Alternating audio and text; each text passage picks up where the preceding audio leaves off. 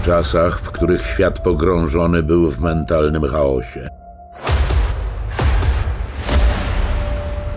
W czasach, w których symbol władzy stał się symbolem hipokryzji.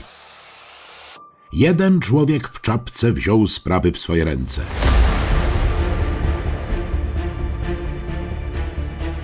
Alfonsie. Alfredzie. Już czas. Wiem. Człowiek z wąsem powraca. Jest jeszcze bardziej wściekły. Przygotuj się na 2 godziny mocnej zabawy. Nowy bohater wyrusza na misję.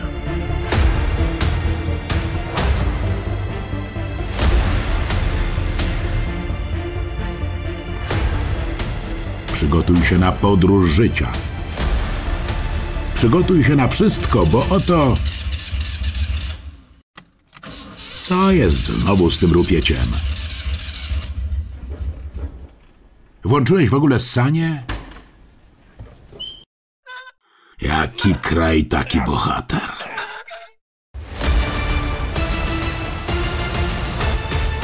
Adam van Bendler z programem Światło w tunelu. Dobry wieczór, Bydgoszcz, zróbcie hałas! Tak jest! Tak jest! No i ludzie, ale dzisiaj będzie ogień. No po prostu nie mogłem się doczekać tego występu. Wielkie brawa, Czarek Sikora. Cudowny chłopak. Powiem wam szczerze, Czarek Sikora, no to jest mój serdeczny przyjaciel. Jeździmy ze sobą coraz więcej. Na wyjściu muszę się po prostu pochwalić, bo byliśmy niedawno w Holandii na występie 3 dni. Dobry wypad. Wcześniej zadzwonił do mnie znajomy, który tam siedzi od wielu lat i poprosił mnie, czy jeżeli wpadamy, czy mogę kupić mu taki zestaw haczyków na ryby. Zestaw haczyków na ryby w Holandii? Na chuj. Jakby, no nie wiem, może lubi zajebany po kwasie połowić sobie tam, nie wiem, gdzieś w kanale czy coś. No nie mam pojęcia, ale dobra, kupiłem mu te haczyki, lot mieliśmy w niedzielę, Czarek wpadł w sobotę, trochę się najebaliśmy. No dobra, strasznie się najebaliśmy. Fatalnie! Na drugi dzień, ja myślałem, że lot jest o 15:12, patrzę na odprawę, mówię 12:15. Czarek! Wstawaj! Za 45 minut zamykają bramkę! Słuchajcie, szybko wbiegamy w Ubera, ja już byłem tak zły i tak zestresowany, że tego kierowcę Ubera już dusiłem z tylnej kanapy. Tam mówię, dawaj Wasili! Dawaj! Wasili tam już, suka, bled, szybciej, ja nie może! I widzę kątem oka, że mu 4 nie wschodzi w Fabi. Wieczarek, nie zdążymy. Szybko pod lotniskiem wybiegamy, trzaskam drzwiami. Ja już nie będę was czarował, okej? Już mi się z nerwów tak srać chciało. Jak przechodziłem przez tą bramkę, to już wyglądałem, jakbym miał bombę w dupie. Spojrzeli na mnie do kontroli. Ja już tylko patrzę na zegarek, mówię, no nie zdążymy. Słuchajcie, ten celnik na wyjebce rozpina ten mój bagaż podręczny. Ja mówię, szybciej facet, szybciej. I koleś nagle bierze te haczyki i mówi, uhu, uhu. A co to jest? Haczyki. No z tym to pana nie mogę puścić. Nie wiedział pan, że to może być użyte jako broń na pokładzie? Mówię, przecież taki mieliśmy plan! Taki miałem plan! Miałem wstać w połowie lotu do Holandii z mojego fotela i zrobić tylko takie... Ha! Przejmujemy ten samolot!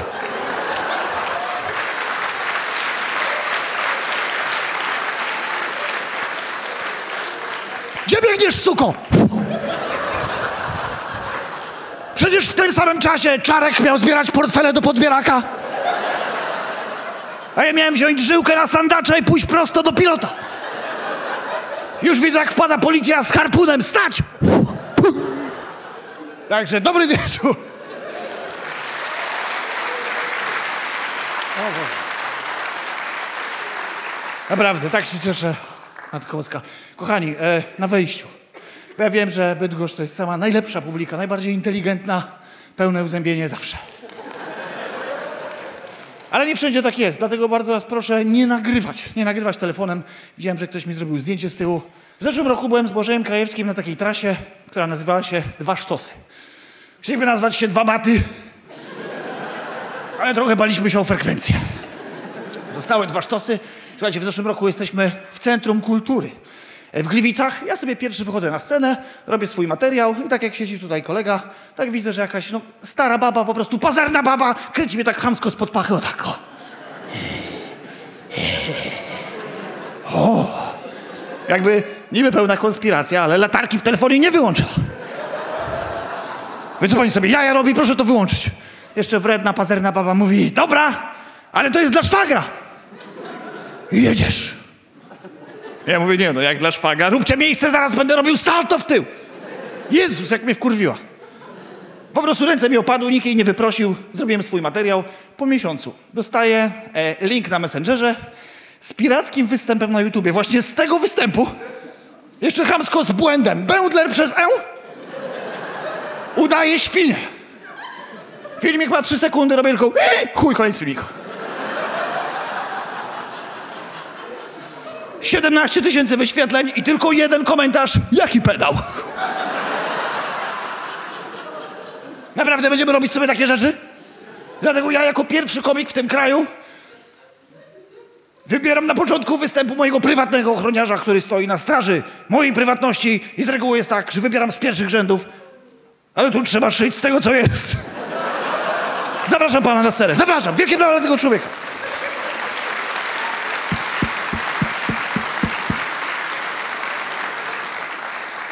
Tu po lewej. Witam serdecznie. Spokojnie. Jak na imię? Sebastian. Żółwik. Seba, biłeś się kiedyś? Super. Będzie okazja. Jeżeli kogokolwiek złapiemy, kto będzie nagrywał, Seba go wyrucha. Jest luzik? Jest. Czyli jest luzik. Ostatnio koleś w Suwałkach powiedział, jeżeli będzie taka potrzeba. I jakiś koleś z tyłu. Sebastian, czym się zajmujesz? Klimatyzacja. Czyli bezrobotny? Sebuś, dziękuję. Dzisiaj jesteś moim ochroniarzem. Wielkie brawa dla tego człowieka.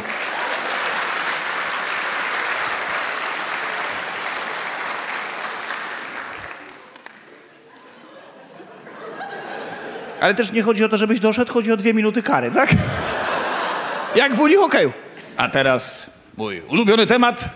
Pewnie się zastanawiacie nad jedną rzeczą. Moi drodzy, jestem po ponad 7-miesięcznym związku i teraz już od 3 miesięcy jestem singlem, zresztą widać.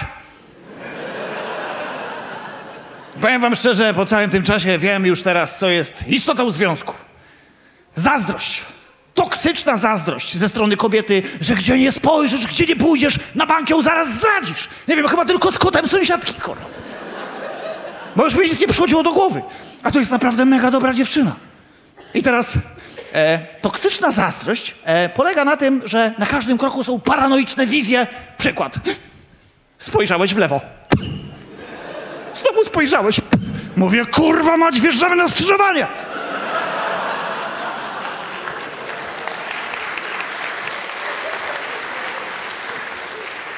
Słuchajcie, mój znajomy przez 8 lat symulował zeza, żeby uniknąć afery na chacie.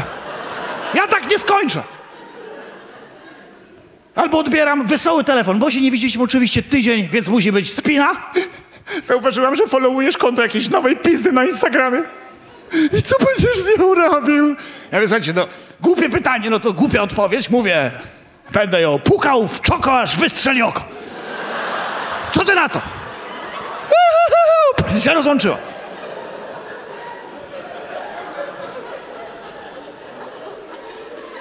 Dokładnie tak działam. Takie mam motywy, że najpierw followuję na Instagramie, a potem rucham prosto w dupę. To jest tak, jakbym miał napaść na bank i wcześniej bym im napisał na murze: Adam Van Bendler obserwuje was. To jest to samo. A oczywiście te związki opierają się na hipokryzji. Poleciliśmy raz na wycieczkę do Hiszpanii. Leżymy cały dzień na leżakach, nic się nie dzieje. I nagle mówi, idę po drinka. Idzie, wraca i do mnie z tekstem. Pan barman powiedział, że mam piękne oczy i jeszcze ładniejsze piersi. I co ja mam jej na to powiedzieć? Nieprawda.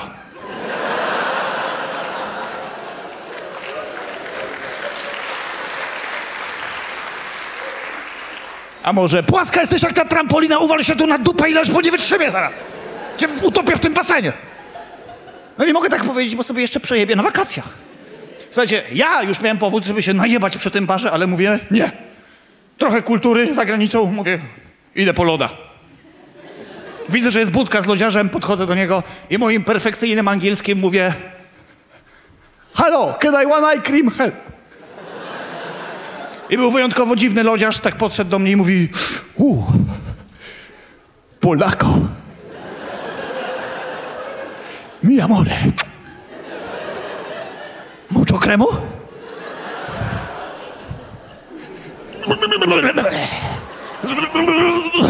Grande culo. Mucho cremo.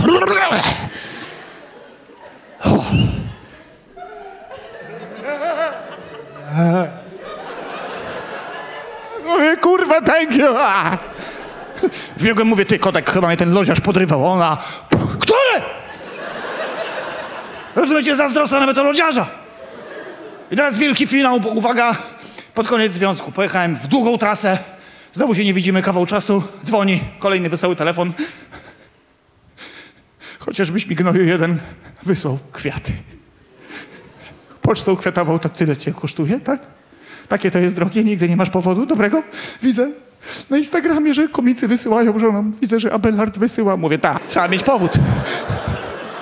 A ty nigdy nie masz powodu, ty chuju jeden. Czekam na kwiaty w domu.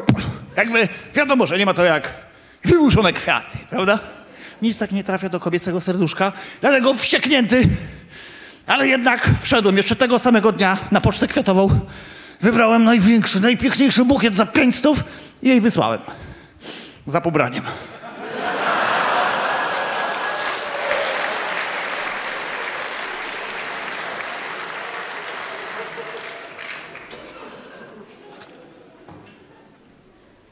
Teraz lecimy dalej. Robiłem jakiś czas temu stand-up dla Ikei. Wiem. No sprzedałem się, no wiem, no. Ale prawda jest taka, że zbierałem na mieszkanie, więc wziąłem to zlecenie. Powiem wam tak. Nawet nie jest najgorsze to, że wycięli moje najlepsze żarty z tego programu. Najgorsze jest to, że musiałem łazić przez 2 tygodnie, codziennie po tej Ikei i w akcie desperacji szukać jakichś śmiesznych pomysłów na żarty, żeby napisać cokolwiek.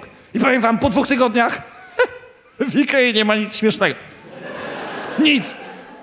Moje jedyne obserwacje są takie, że wycieczka do Ikei to jest super test dla świeżych związków. Bo jeżeli wchodzicie razem przez te obrotowe drzwi za ręce, jeżeli przejdziecie cały sklep i przy kasie jeszcze się lubicie, będziecie małżeństwem na całe życie. Od razu kasjer może ubierać koloratkę i udzielać wam ślubu. Bo z reguły jest tak, że jak para chodzi po Ikei, no to babeczka jest jak taki pies. Jest zajarana, wszystko jej się podoba i tylko chodzi...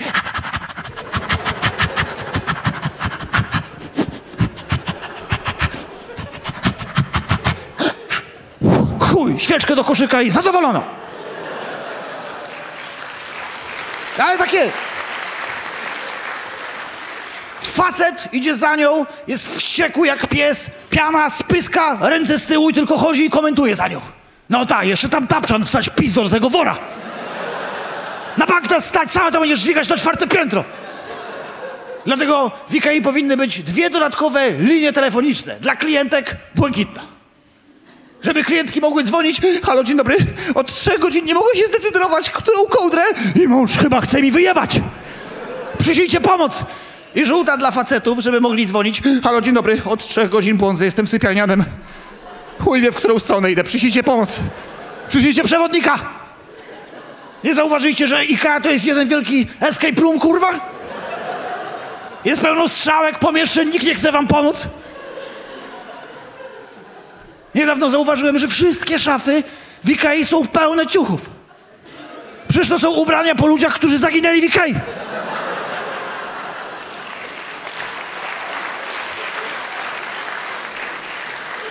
Jak myślicie, skąd mają tyle mięsa na klopsiki, kurwa? I nikt nie chce ci pomóc. I meble też nie mogą nazywać się po polsku, żeby Januszowi ułatwić. O, kredens bordowy chuj do kasy. Nie, to są szwedzkie nazwy. Była mnie wysłała, żebym kupił jakieś 2 zwykłe, tanie, zjebane koce na taras. Słuchajcie, ja jak tutaj stoję, to teraz mam mikrofon, czapeczkę, żarty. Samiec alfa, prawda? Ale już bez mikrofonu samiec pizda. I już nie jestem taki odważny bez mikrofonu w sklepie. I teraz zapisałem sobie na kartce, bo to oczywiście szwedzka nazwa. Wbijam do Ikei i przez pół roku błądzę w tym sklepie. Dochodzę po pół roku do pierwszego kasjera i widzę. Stoi typ, 2 metry wzrostu, blondas. No widać, że taki służbista przysłany w kartonie ze Sztokholmu. Słucham. I podchodzę, już jestem zestresowany, mówię, dzień dobry. Szukam takich kocy, nazywają się Skelort. Jak? I już mnie wkurwił. Mówię, kocyki nazywają się Skelort. A koleś, Skelort?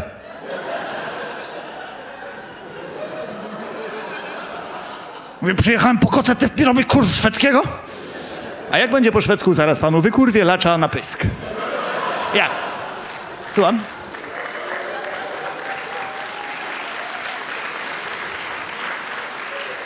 Ja myślałem, że ja brzmię jak idiota. Koleś obok mnie z taką wielką kartką kupował fotel i brzmiał, jakby wypędzał demona ze sprzedawcy. Straw demon spiritus! Szygę! I sprzedawca tam...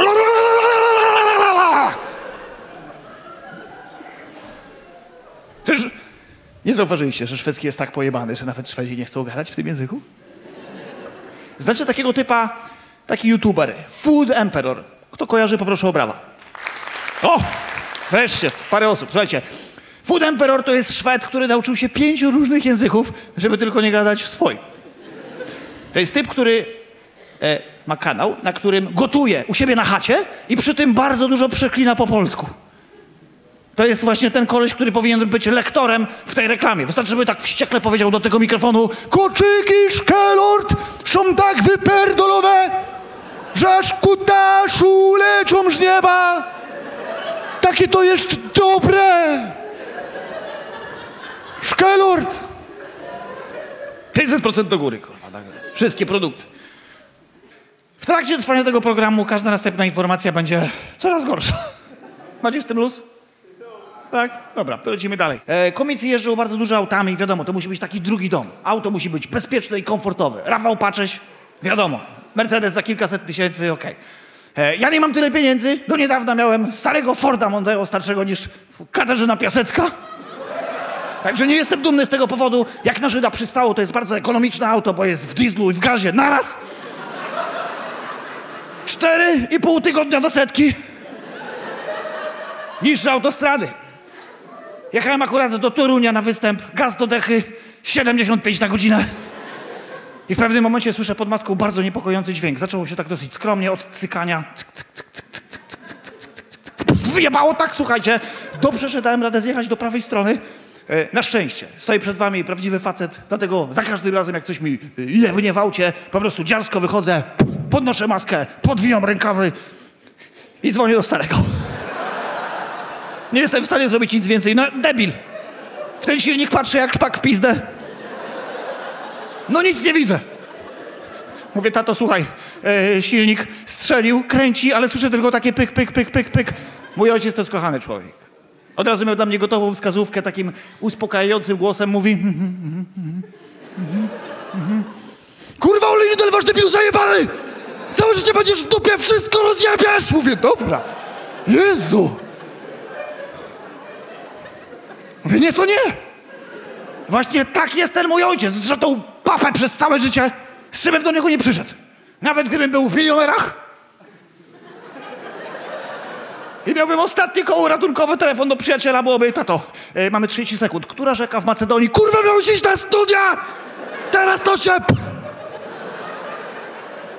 Tak by to wyglądało. Ale na szczęście mam też mojego menedżera i przyjaciela Pawła. No dzwonię do Pawła. Paweł, jak to dobry menedżer, wezwał mi od razu lawetę. Po pół godzinie przyjechał ten lawetmistrz.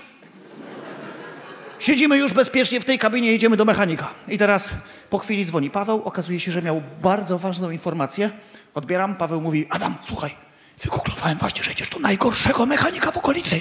Skurwysyna! Błagam cię, nie przyznawaj się przed nimi, że jesteś motoryzacyjną pizdą. Bo inaczej ukradną nas, rozumiesz się, nie wypłaci mu prowidenta.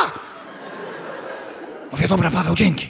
No Paweł wie, co mówi, słuchajcie. Nie mamy za wiele hajsu. Do niedawno chłopaki z prowidenta tak często mnie nachodzili, że chciałem wynająć im pokój, żeby mieli bliżej. Więc wiedziałem, że mam tylko chwilę, żeby uknąć perfekcyjną intrygę, żeby wyjść na znawcę. Więc dobra, mówię, oho, zagajam typa na chwilę, tak? Słyszę tu jakiś hałas z prawej. Słyszę! I typ mówi, to nawiew. Mówię, chuj, już się nie odzywam.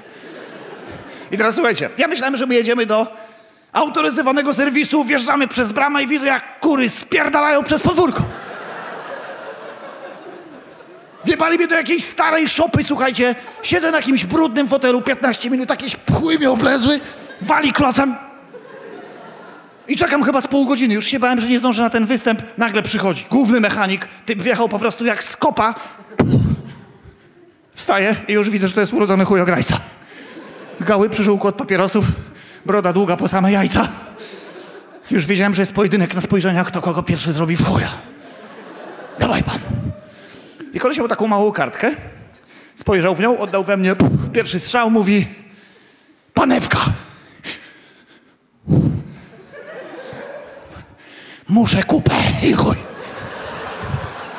Wybiegłem za tą sopę, kucnąłem, dzwonię do Pawła, mówię, Paweł, co to jest ta panewka? Paweł mówi, kurde Adam, jak panewka to najgorzej. Ja mówię, jak najgorzej? Słuchajcie, jak to brzmi? Panewka? Ja myślałem, że panewka to jest czechosłowacki piłkarz, kurwa. Że ten typ, co podcina i leci pod poprzeczkę. To jest kluczowa część w samochodzie? Panewka? Gdyby to chociaż brzmiało groźniej. Gdyby ten sam mechanik wyszedł do mnie z taką trupią czaszką w kapturze i powiedział, pierdolnęła Pandora! I takie dwa pioruny za oknem. Mówię, dobra, jak Pandora, kasuj pan auto. No ale nie panewka! Ale wygooglowałem sobie trochę w telefonie. Wracam do tego mechanika i mówię, o tak, panewka. I myślałem, że mam typa z głowy. I znowu patrzy w tą kartkę i mówi, tu leje. Gdzie? I typ już wie, że gada ze zjebem. W 5 minut tak mi nawkręcał, że myślałem, że jestem adoptowany. Jeszcze 2 tygodnie szukałem rodziców na naszej klasie. I prawda jest taka, że nie mieliśmy forsy, żeby w ogóle naprawić to auto. 3 tygodnie. Ford zalegał na trawniku, mechanika wkurwiony wydzwaniał. Do dnia. Kiedy znowu dzwoni Paweł, jak się okazało, miał cudowne informacje. Odbieram. Paweł mówi, Adam, słuchaj, nie uwierzysz, ale znalazłem wyjebany, używany silnik za pół ceny. Mówię, super, Paweł. To ile mam brać od prowidenta i ogarnijmy to. Ja mówię, nie, ale słuchaj, jaki fart. Bo to było tak, tir wjechał w osobówkę i 3 osoby zginęły na miejscu, ale silnik cały.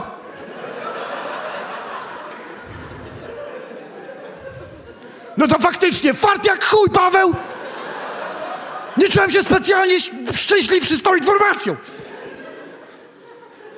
I po co mi to mówił? Ta informacja nie przydaje mi się na drodze, to jest upiorna informacja. Nie, przepraszam. Już najbardziej upiorną informacją na świecie byłoby, gdybym się obudził na stole operacyjnym i chirurg by mi powiedział, no, ma pan serce jak dzwon. Po pedofilu, ale będzie biło 100 lat. Taka prawda. Nie chciałbym mieć w klacie serca, które szybciej bije pod przedszkolami. Hashtag chujnia. Dziękuję bardzo.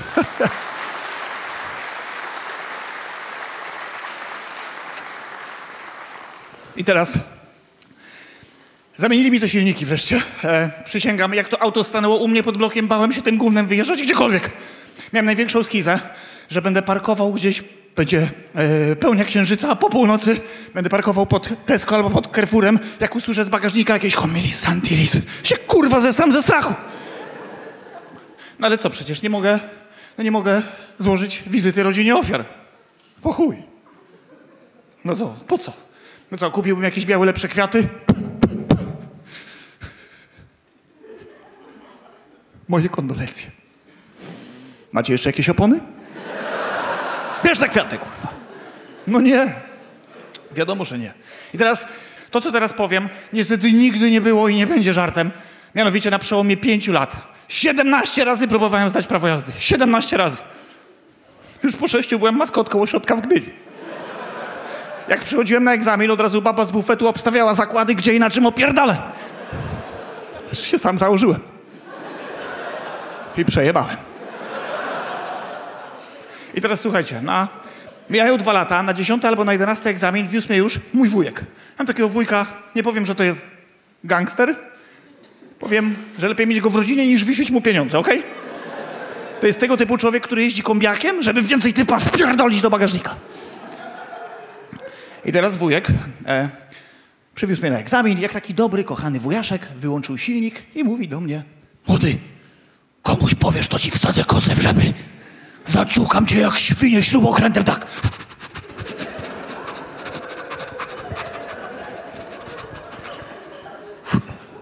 Rozumiesz?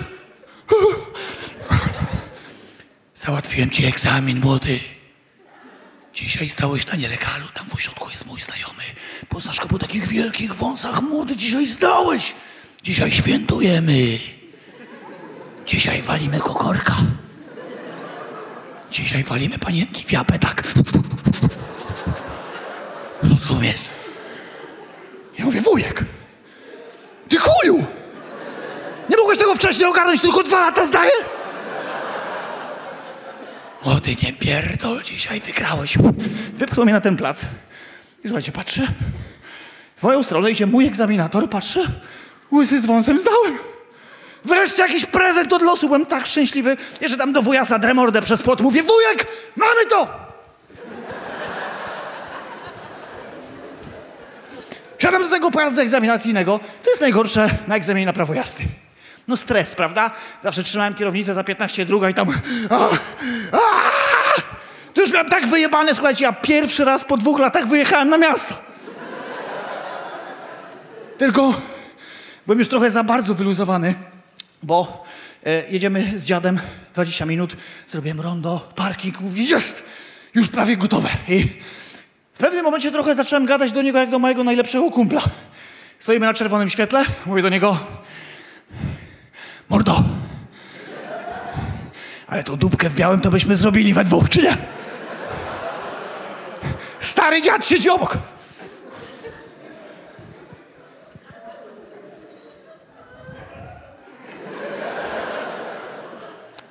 Tak. Dobra, zdzira, dalej prosto. Mówię: to jest nasz morda. To jest nasz człowiek. W pewnym momencie już zacząłem sobie wyobrażać, jak we trójkę z wujasem ładujemy kokorka. Jak już byliśmy naprawdę blisko ośrodka, zauważyłem, że w pewnym momencie morda zaczął coś dziwnie ciumkać. Słyszę tylko takie...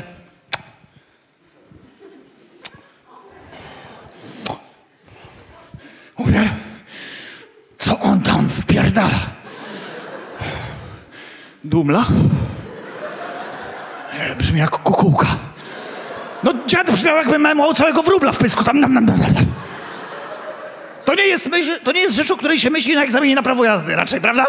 Co dziad memła w pysku? Niepotrzebnie zacząłem zawracać sobie tym głowę i w pewnym momencie po prostu zmieniam pas i czuję heble. Mówię: co jest? I koleś nie wrzucił pan kierunkowskazu 2 raz, egzamin zakończony wynikiem negatywnym, przesiadamy się. Mówię: nie. Mówię: mordo, wąsa masz czy nie, bo się chyba nie rozumiemy. A pan ma garba i wielki nos, jakoś się nie przepierdalam, bo od początku. Tu się wszystko nagrywa, co pan robi? Słuchajcie, zamieniliśmy się już na miejsca. Ostatnie 300 metrów do ośrodka przejechałem na przednim pasażerze jak taka blondyna wkurwiony na łysago, żeby nie kupił kozaków. Dostałem tą kartkę papieru, wysiadam, trzaskam drzwiami, wsiadam do wujka, mówię: ty, wujek, przecież to jest chujny kolega. Oblał mnie przed samą metą. I wujek mówi: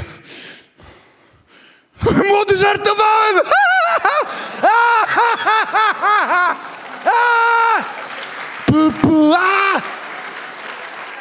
No młody, co ty pojebany jesteś? Ale już noga na gazie luźniej chodziła, co?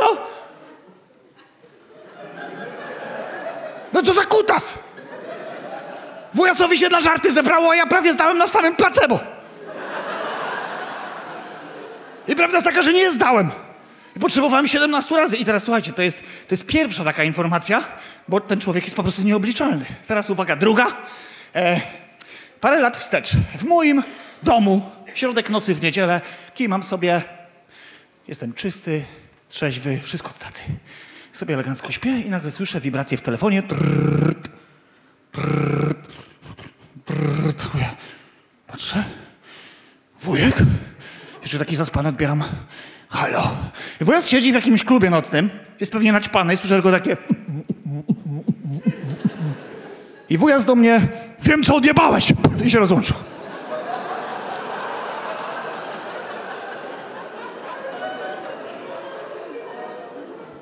Słuchajcie, prawda jest taka, że każdy z nas coś odjebał w życiu.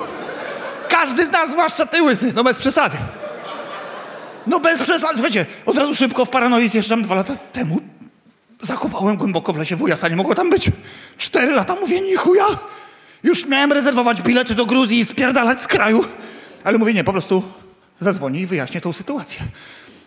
Już było, słońce już weszło, wybieram numer, mówię, ty wujek, co ty do mnie za głupoty gadasz? Nie mogę spać, w nocy serce mi bije. Wujas dalej siedzi w tym samym klubie. Słyszę tylko... I wujas, kurwa młody, sorry, pomyłka!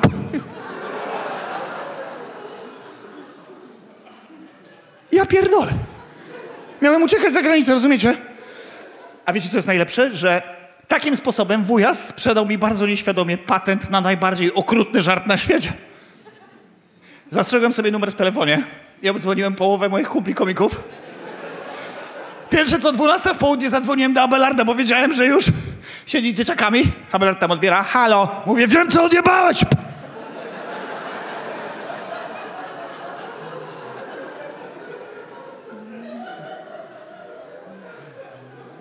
No i na początku nic się nie działo, no bo co by się miało dziać, tak?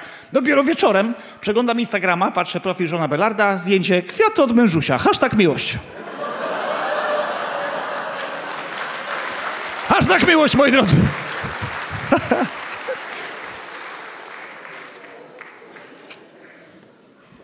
Tak. A trochę gorąco. Jak wam też gorąco? Czy nie? Nie. Przewodniczący kurwa Bydgoszczy. Dobrze. Zobaczymy, czy mnie owieje.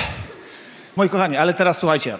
Rzecz, która mnie najbardziej śmieszy, to jest od czasu oczywiście, kiedy mam prawo jazdy. To są korki. Wiem, że w Bydgoszczy macie korki, więc od razu zapytam, czym pan się zajmuje? W firmie serwisowej. Dobrze. Co pan serwisuje? Telefony. Dobrze. Czyli naciągnął pan w chuj ludzi, tak? Kradną, ściągają simlocki. W pewnym momencie jest piątek, godzina 18. Chce pan wrócić do swojej żony do domu. I teraz uwaga, jest korek, ale taki fest. I w pewnym momencie, no wiadomo, żona czeka już z obiadem, wkurwiona. Obiad już wkurwiony leży z oczami. Dzieciaki walą już heroinę w pokoju, bo przecież ojca nigdy nie ma w domu. W piątek o 18. I teraz uwaga, jeszcze w tym korku nagle ktoś wyczuje odległość między pana autem i następnym i wpierdoli się na pana pas. I teraz jakaś zależność. Jeżeli to jest jakieś stare gówno typu Opel Kadett, to jest jeszcze takie pobłażliwe. O, chuj, pewnie z Torunia. Kurwa, spokojnie. Spokojnie. Jeszcze jest luz. Ale nie daj Boże, że to jest jakieś nowe auto typu BMW, Mercedes albo jakiś Bentley. Nagle jest eskalacja gniewu, nagle jest...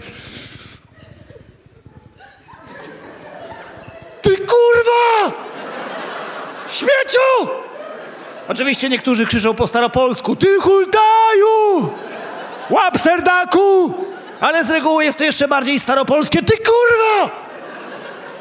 I jeszcze za tą rączkę. Aaaa! I gdzie jest katarzis? Jeżeli ten sam typ nagle z dupy podziękuję wam awaryjnymi, nagle jest takie. Aaaa!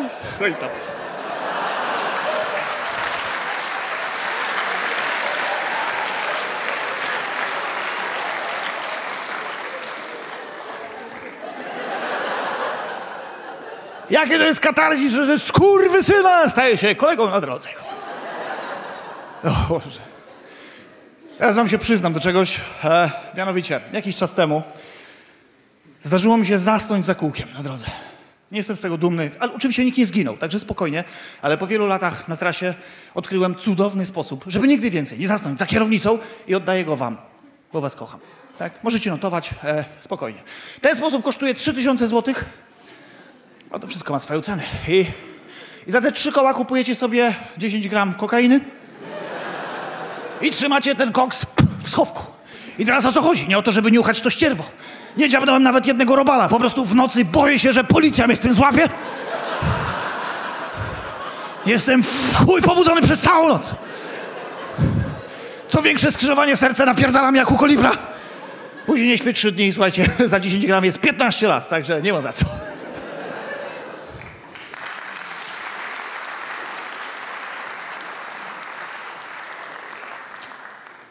Dobrze, dobrze.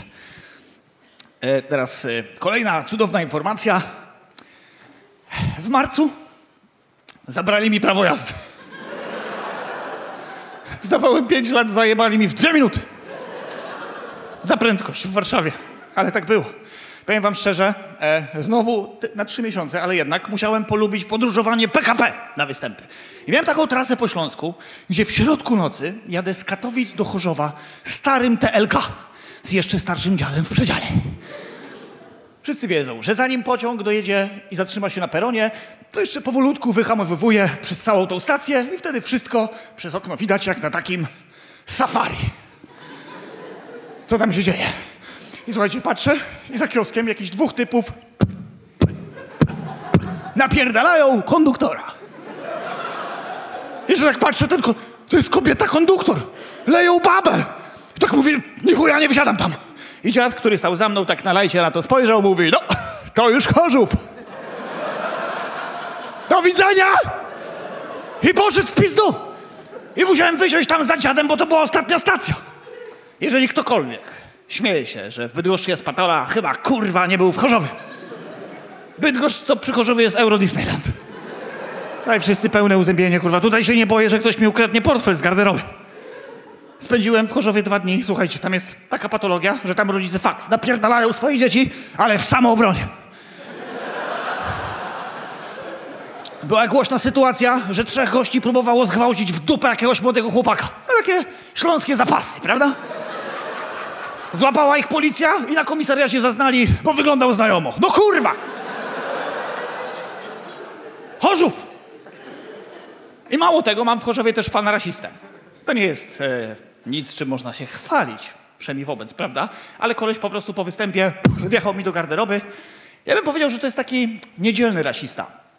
Że jak, wiesz, chłopiec normalny, to jest policjant na służbie, rodzina, wszystko cacy. Ale nie daj Boże, że jebnie 4 browary i nagle jest nie do poznania.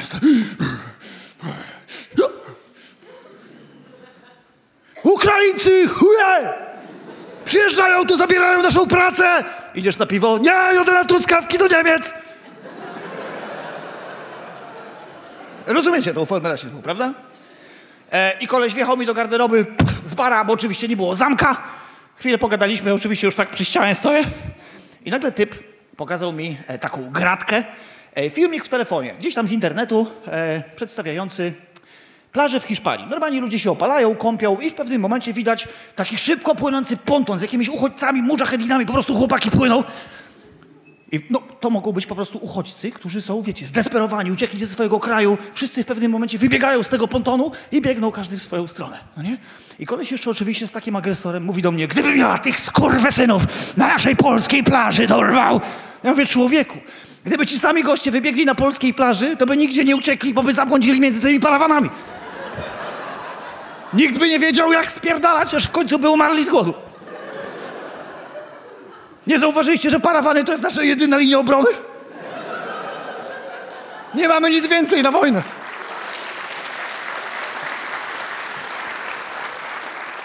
Ewentualnie Janusz może zrobić polskie nunczako z 2 kiełbas. Fatality po polsku i po chłopakach. Aż się napije, dziękuję bardzo.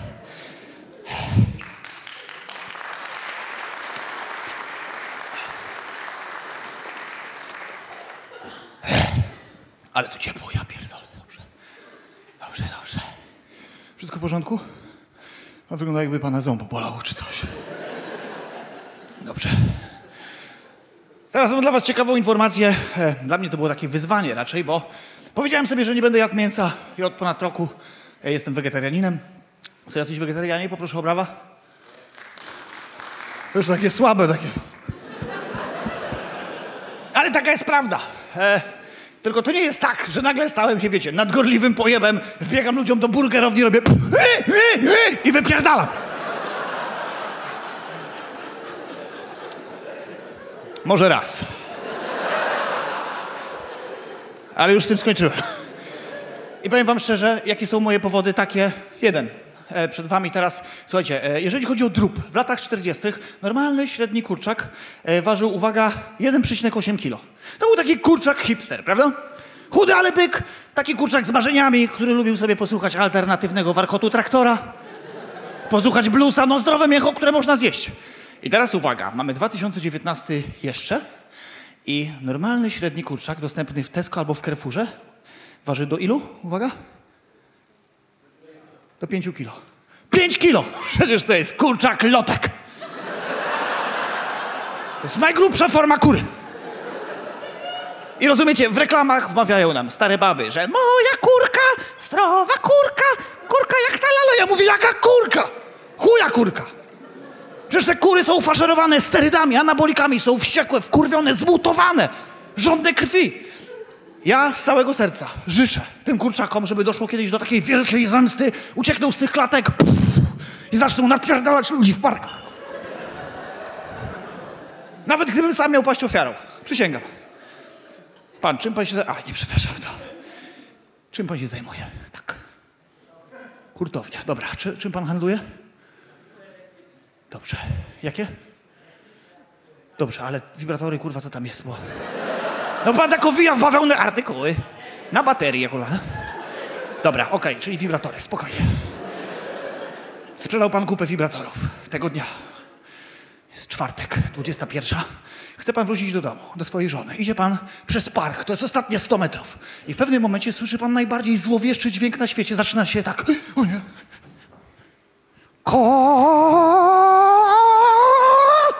Nagle słychać tylko...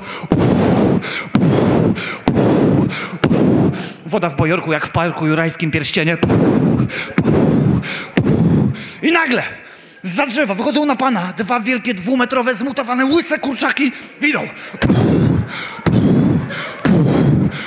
Jeszcze dziara z KFC, kurwa. Wydobywają gnata i płynną polszczyzną. Kto teraz straci jaja, śmieciu? No nie mam do tego jeszcze puenty. No nie mam, no. Rok temu zjarałem się na chacie i stwierdziłem tak, to będzie coś, co będę mówił ludziom przez rok ze sceny.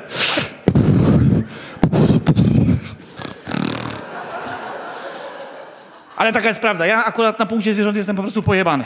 Zrobiłbym na nich naprawdę wiele. Gdyby ktokolwiek dał mi w dzisiejszych czasach kurczaka, żywego, masz i zabij go. Słuchajcie, to są czasy warzyw, owoców, GMO, to jest kurwa przepyszne. Hashtag omnomnom. Gdyby ktoś dał mi kurczaka do zabicia, to bym go zajebał do domu. Wypuściłbym go po prostu w salonie i bym powiedział teraz jesteś piękny, młody i przeżyjemy razem całe życie. Teraz nazywasz się Rambo. Rozumiesz? Będziesz tu leżał koło jamnika. Cip, cip, bracie. No właśnie tak, jestem jebnięty, no. Słuchajcie, jakiś czas temu spełniłem największe marzenie w swoim życiu. Założyłem fundację charytatywną, nazywa się Psia Krew i razem z moimi przyjaciółmi, komikami, raperami, cudownymi, najlepszymi ludźmi, jakich poznałem tylko na mojej ścieżce życia, w 1,5 roku zebraliśmy 365 000 złotych, słuchajcie. No, brawa dla tych ludzi. Kupa ludzi, która mi w tym pomogła.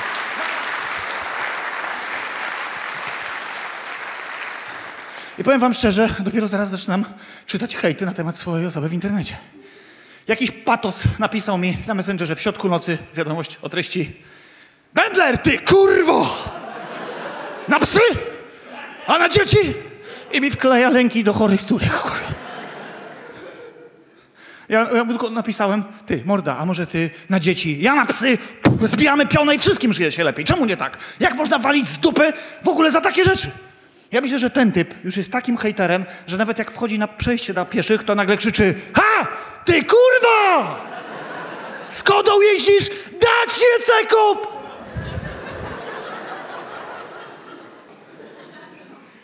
No tak, no. Słuchajcie, za 365 000 złotych można kupić jednemu jamnikowi wyjebane mieszkanie. Mega mieszkanie. Ogromne mieszkanie.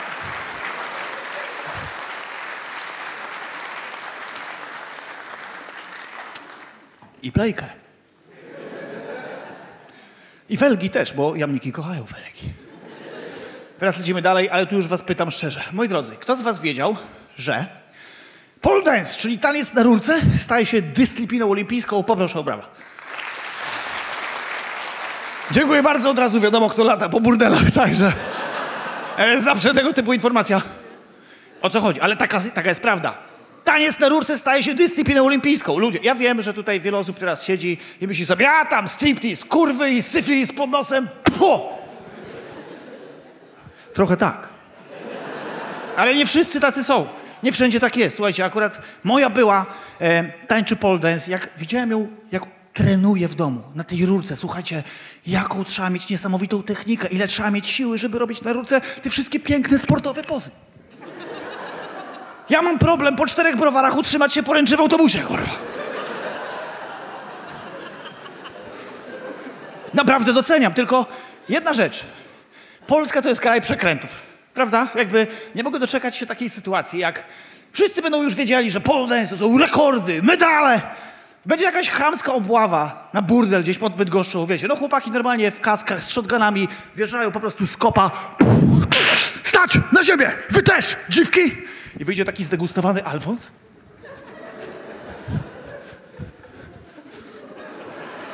Dziwki? To reprezentacja Polski!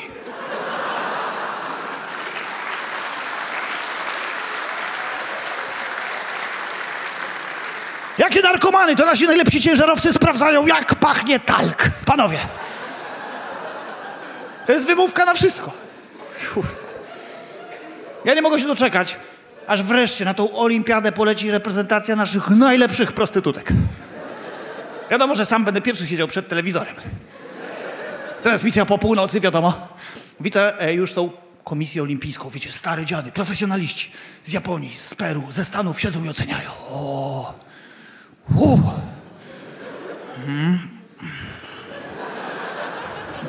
Oczywiście z piwkiem. Zamiast punktów przyznają $1 banknoty za stanik. No i wiadomo, meksykańska fala masturbacji gdzieś tam po kątach.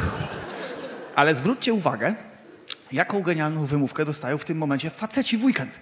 No, powiedzmy gdzieś tam sobota 20, jakaś kobieta drze się z okna. Gdzie biegniesz, stary cepie? I typ tam, na zawody. I taki szalik, cycuchy Bydgoszcz. O Boże.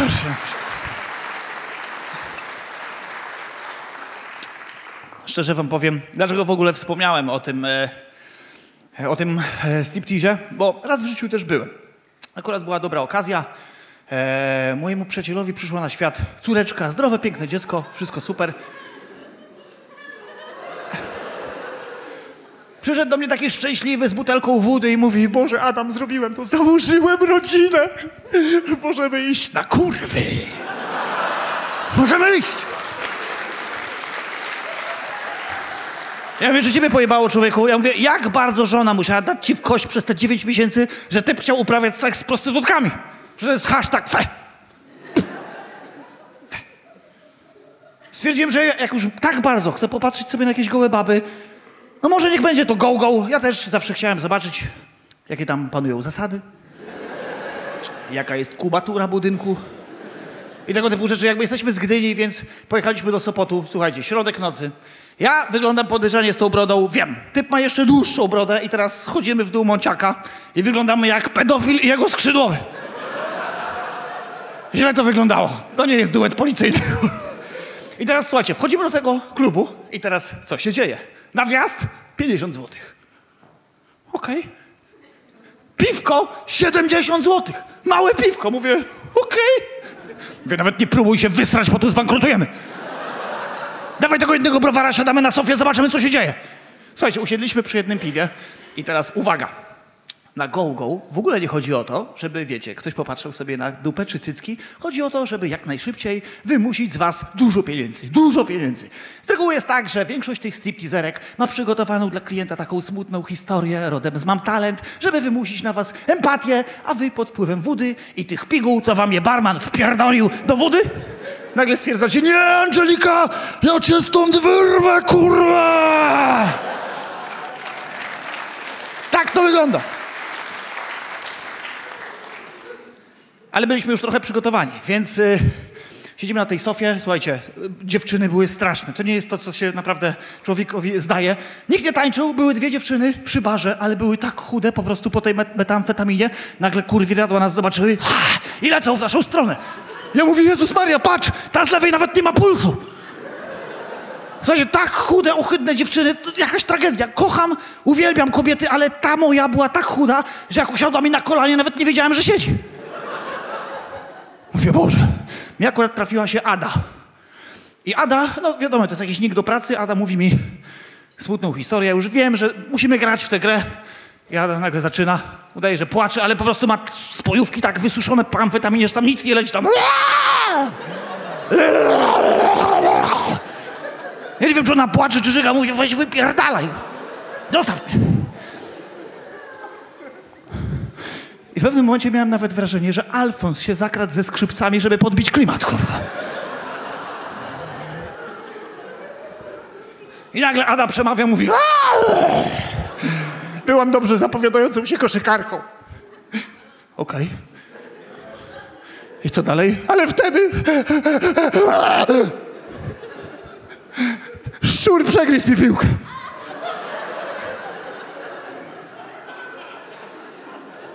Wy nie ma bata, żebym uwierzył w to gówno? Ale mówię: o nie, Ada. Wierzę ci w chuj. Słuchaj, jutro tu przyjdę. O tej samej porze. Ale nie kupię ci drinka, tylko przyjdę tutaj z piłką do kosza. I przysięgam, jak trafisz barmana z tej sofy, tam kurwa w te okulary, kupię ci działkę pod karkonoszami. Co ty na to? No to ty jesteś kurwa jebnięty, jakiś pojeb debil, kurwa. Ja mówię: no właśnie, Ada. Kozłuj stąd! Kozłuj!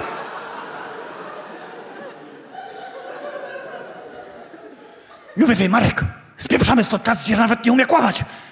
I ja mam jeszcze tylko 10 złotych. On mówi: zaraz. Viviana mówi, że miała być prywatnym detektywem, ale wtedy piorun pierdolnął w Szczecin. Jezu, Viviana, 2 pioruny, o Boże! W jedno miejsce. Słuchajcie, nie wiem, po co tam siedzieliśmy jeszcze. Nagle przychodzi ta dziewczyna, która jest, nie wiem, czy to jest barmanka, czy burdel mama. To jest ta najbardziej wyjebana po pigułach, która już tak idzie bokiem. Tu już jej ślina kapie z ryja. Jak tam, panowie? Dziewczynki już z wami siedzą 15 minut, pewnie zaschło im w gardle. To teraz postawicie po drinku, tak? Pamiętajcie, panowie. Ile w serduszku, tyle w portfelu, tak? Ja mówię: kurwa, zaraz jej odpadnie głowa. Mówię: Marek, daj jej tą dychę i uciekamy. Ale Marek się przygotował wybitnie. Bierze tą kartę, rzucił tak o ścianę i mówi: a to jest legalna knajpa? Mówię: słuchajcie, nawet ja tego nie wiem. Mówię: no właśnie, legalna czy nie? I dziewczyna mówi: legalna. Słuchajcie, typ wstał i mówi: ja myślałem, że kodeks pracy zabrania chlania w robocie. Ale dojebał. Aż tak dojebał. Słuchajcie, kodeks pracy w burdelu? Żałowałem, że sam tego nie wymyśliłem. Ta się od razu zawiesiła tam. Wezwała ochronę. Słuchajcie, ochroniarz mnie złapał. Na koniec sprzedał mi kopa w krzyż. Wychodziłem jak bohater, tak. To był piękny wieczór. Jeszcze nad ranem dostaliśmy po ryju na molo. Słuchajcie, dzień sukcesu jest taki, kiedy budzisz się i masz pod okiem taką pizdę, że nie wiesz, czy do internisty, czy do ginekologa. I tym akcentem chciałem zaprosić na 5 minut przerwy. Ja bym się chociaż wytarł. Do zobaczenia!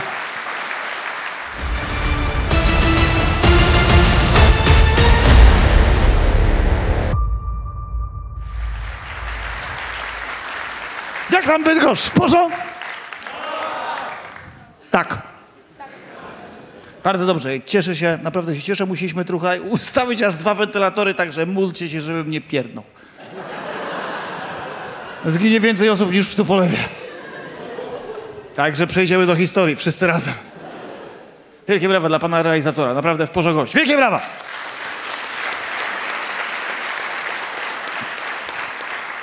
Seba, wiem, że jesteś wkurwiony, że cię wyrobiłem, ale już do końca mojego życia masz wjazd na moje występy. Spoko? Wielkie brawa dla Seby. Naprawdę. Ale wiesz, że jeden robił fotę, tak, że będziesz ruchał jeszcze dzisiaj. I to... A ja będę trzymał, kurwa, także nie popuszczę. Oślepił. Dobra, nie ma... A tu wszystko okej? Ząb przestał boleć? U pana też? Myślał pan nad zmianą pracy już od tego czasu? Nie, dobrze. Do pana się przypierdolę trochę później. Mogę? Dobra, w porządku. I tu też się gdzieś... Pan zacznie sprowadzać wibratory. Dobrze. Namówiłem go. Dobrze! Dobrze, dobrze. Dobrze, a tak jeszcze, żeby pan się nie czuł smutny, to jeszcze tutaj zapytam. A pan czym się zajmuje? Spedytorem. To panu już bardziej nie dopierdolę. To już jest. No dobra. Czy są ludzie w ogóle, którzy nie oglądają telewizji, nie mają w ogóle telewizora na chacie? Poproszę o brawa. 3 osoby, bez prądu, kurwa. Z Fordonu, okej. Okej, spokojnie. Tak, przestałem oglądać telewizję od czasu, kiedy miałem turbo, mega kaca. I oglądam, słuchajcie, cały jeden dzień. Zrył mi Barrett MTV. Obejrzałem jeden program. Nazywa się My Sweet 16. Ktoś to oglądał? Poproszę o brawa. Dobra. No to dla tych, którzy nie oglądali. My Sweet 16 to jest takie krótkie reality show, gdzie bardzo bogaci ludzie, zbyt bogaci ludzie, ogarniają swoim 16-letnim bananom. Rozumiecie, to są dzieciaki, które w życiu nie rozpaliły ogniska, nie zrobiły sobie pajdy chleba. Ale rodzice ogarniają im takie urodziny, żeby wszystkich wkurwić przed telewizorami na całym świecie. Obejrzałem jeden odcinek, słuchajcie. Deweloper budowlany ogarnął swojemu bananusowi 16 urodziny w pałacu na 400 osób. Tak patrzę, mówię, kryształowe żerandole, carpaccio z bobra, tort od Swarowskiego. Mówię, ty kurde. No. Słuchajcie, ja na 16 urodziny na obiad miałem wątróbkę i na deser makowca. Ze świeczką. Mówię, ciekawe, co będzie dalej. I teraz uwaga, pojawił się celebryta. Słuchajcie, nagle z oparów dymu wychodzi Snoop Dogg. Rozumiecie? Snoop Dogg był tak zajebany, że nie wiedział, na jakim jest kontynencie. Ale są pieniądze, jest Snoop Dogg. Słuchajcie, u mnie najpopularniejszą osobą na kwadracie był mój wujek z Mazur, który przyjechał, pożyczył od wszystkich hajs, na końcu mnie wylizał i pobiegł w pizdu. To była najbardziej popularna osoba w kartotekach policyjnych. I teraz uwaga, dalej. Na urodzinach typa zagrał DJ Steve Aoki. Ktoś kojarzy? Ja dopiero później sprawdziłem, ile ten typ ma lajków na Facebooku. Mówię, Matko Boska, mój stary po 20 postawił magnetofon, odpalił lambadę i robił stroboskopy włącznikiem do żyrandola. Ja mówię, tata, co ty odpierdalasz, Boże Święty? Mówi, tańcz, synu, to twój dzień. I teraz uwaga, bo jest bomba, jest prezent. Na sam koniec. W pewnym momencie te 400 dzieciaków wybiega przed ten pałac. I już widać na wejściu, że nikt nie lubi solenizanta. Po prostu widać, że nienawidzą go, ale każdy chce pokazać japę przed kamerą MTV, więc mówią, hey, oh Randy, we love you, ooh, what can it be? Wychodzi ojciec pierwszy, wychodzi banan i razem z nim pojawia się smutna muzyka. Czemu smutna? W pewnym momencie stary odsłania prezent, jest nowe sportowe auto z taką wielką kokardą i młody podchodzi i płacze.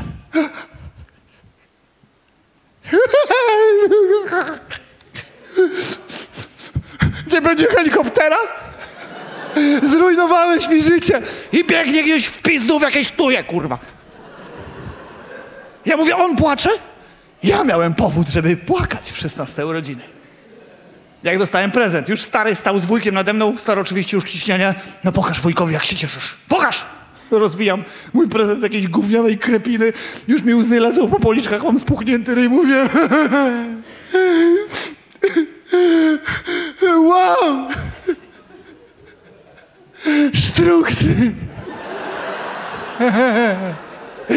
Super! Myślałem, że już nic nie przebije czepka. A nie!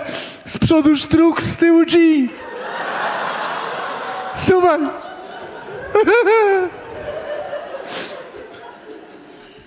Nie, przepraszam, dostałem jeszcze ruski bumerang. Na 16 urodziny. Bumerang. Wyszedłem przed blok, rzuciłem i już nie wrócił. Ja wierzyłem, że te urodziny jest w stanie uratować jeszcze tylko moja ciotka. Jak miałem 16 lat, wyjechała do Hamburga. Mam nadzieję, że na truskawki. I czekałem do 22. Ciotka mi obiecała, że kupi mi po prostu Air Maxy, wiecie, no miałbym jedyny takie wypasione buty na całym osiedlu. Czekałem, 22, żeby pierwszy otworzyć jej drzwi. Otwieram i widzę, że ciotka nie ma żadnej siatki. Mówię, gdzie masz te buty? Nie mam. Ale mam czekoladę. Jak biorę tą czekoladę, mówię. Zabiję się! Zajebę się! Mówię, wejdź, ciocia, siadaj! Jest jeszcze makowiec, kurwa! Zapraszam! Zajebie się. Słuchajcie, zbiegłem na dół przed blok. Wziąłem tą czekoladę i jebnąłem. Jeszcze poleciała lepiej niż bumerang. Mówię, to jest najgorszy dzień w moim życiu. Najgorszy! Jeszcze później spotkałem się z ciotką na Boże Narodzenie i ona mówi, no i co, gdzie masz te buty? Mówię, w dupie. No przecież miałeś 500 złotych w czekoladzie. Gdzie są te buty? Pokaż! Tadeusz! Czerwone czy niebieskie? Wtedy był mały update. To był najgorszy dzień w moim życiu. Dziękuję, aż się napiję, kurwa.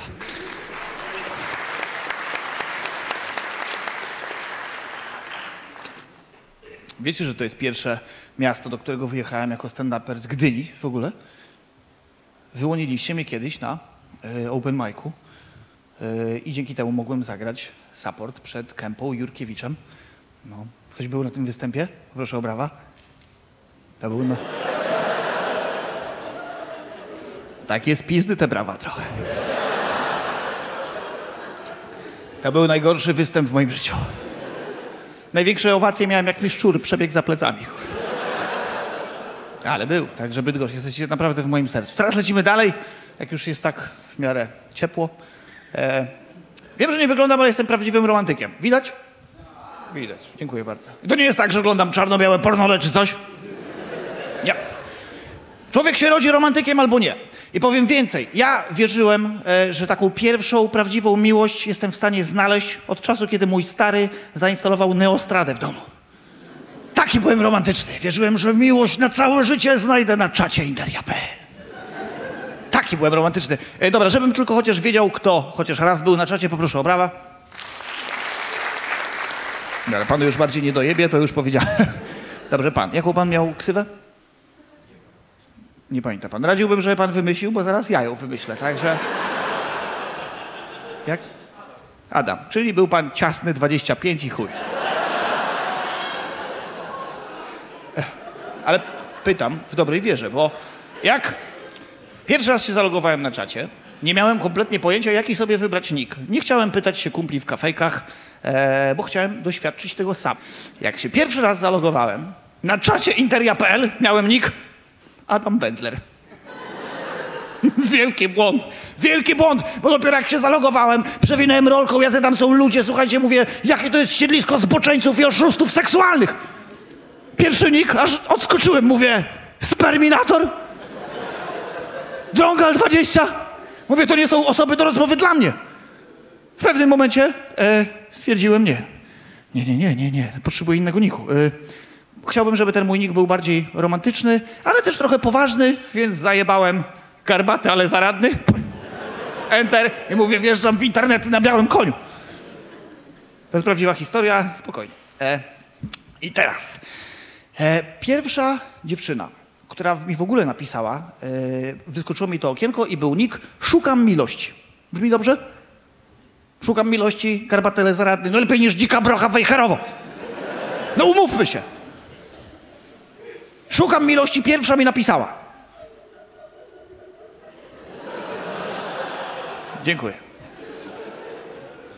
Ale to pani nie była. No, pani. Pierwsza mi napisała. Wiadomość o treści cze. Z pół godziny myślałem, aż jej wreszcie sam odpisałem, mówię cze. Puściłem, jest, słuchajcie, tak może się zacząć miłość na całe życie. W imię miłości. I teraz mi zależało chyba bardziej, bo pisałem z dużej litery, przecinki, kropki, super. Z drugiej strony, szukam miłości, cały czas pisała mi z małej litery, czasem nie było spacji, cały czas U otwarte, mówię, co tam za patologia siedzi. Matko, ale z drugiej strony, nawet jeżeli patologia, wiecie, może ją zmienię. W imię miłości. A może ona mnie zmieni w patusa i będę chodził z nerką i a co jest morda? I będę mniej myślał o życiu. No same plusy, więc pisaliśmy tak ze 2 godziny. Ja czasem nie wiedziałem, co ona w ogóle pisze. To było tak, jakby ktoś puścił gawrona po klawiaturze, wcisnął enter i bym więcej skumał. Dostałem od niej numer telefonu 10-cyfrowy, więc miałem co robić przez weekend. Tak mijały 2 godziny i w pewnym momencie, punkt 22, mój stary podszedł pod drzwi. Siedzi, kurwa. Co zrobił? Odłączył mi korki i poszedł w pizdu.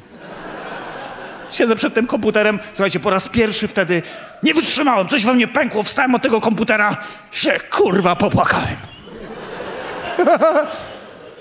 Ale miałem już numer telefonu, więc wiedziałem, że może się udać, wiecie, pierwsza w życiu randka.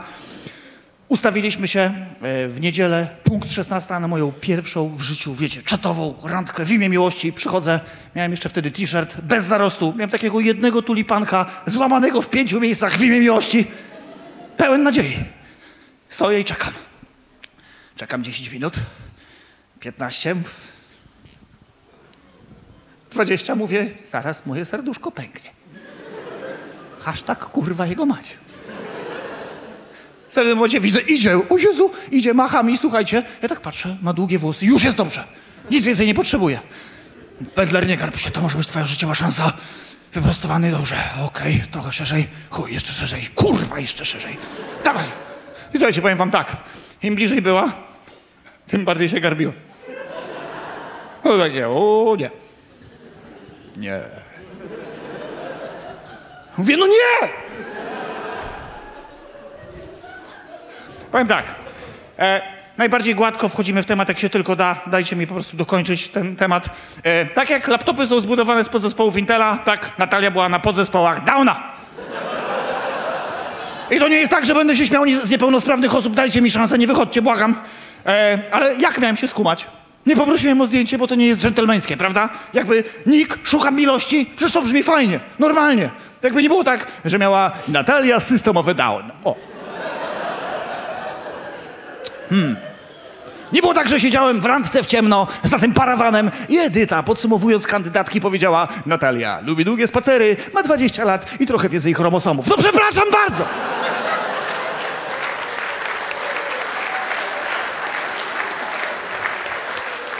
Naprawdę.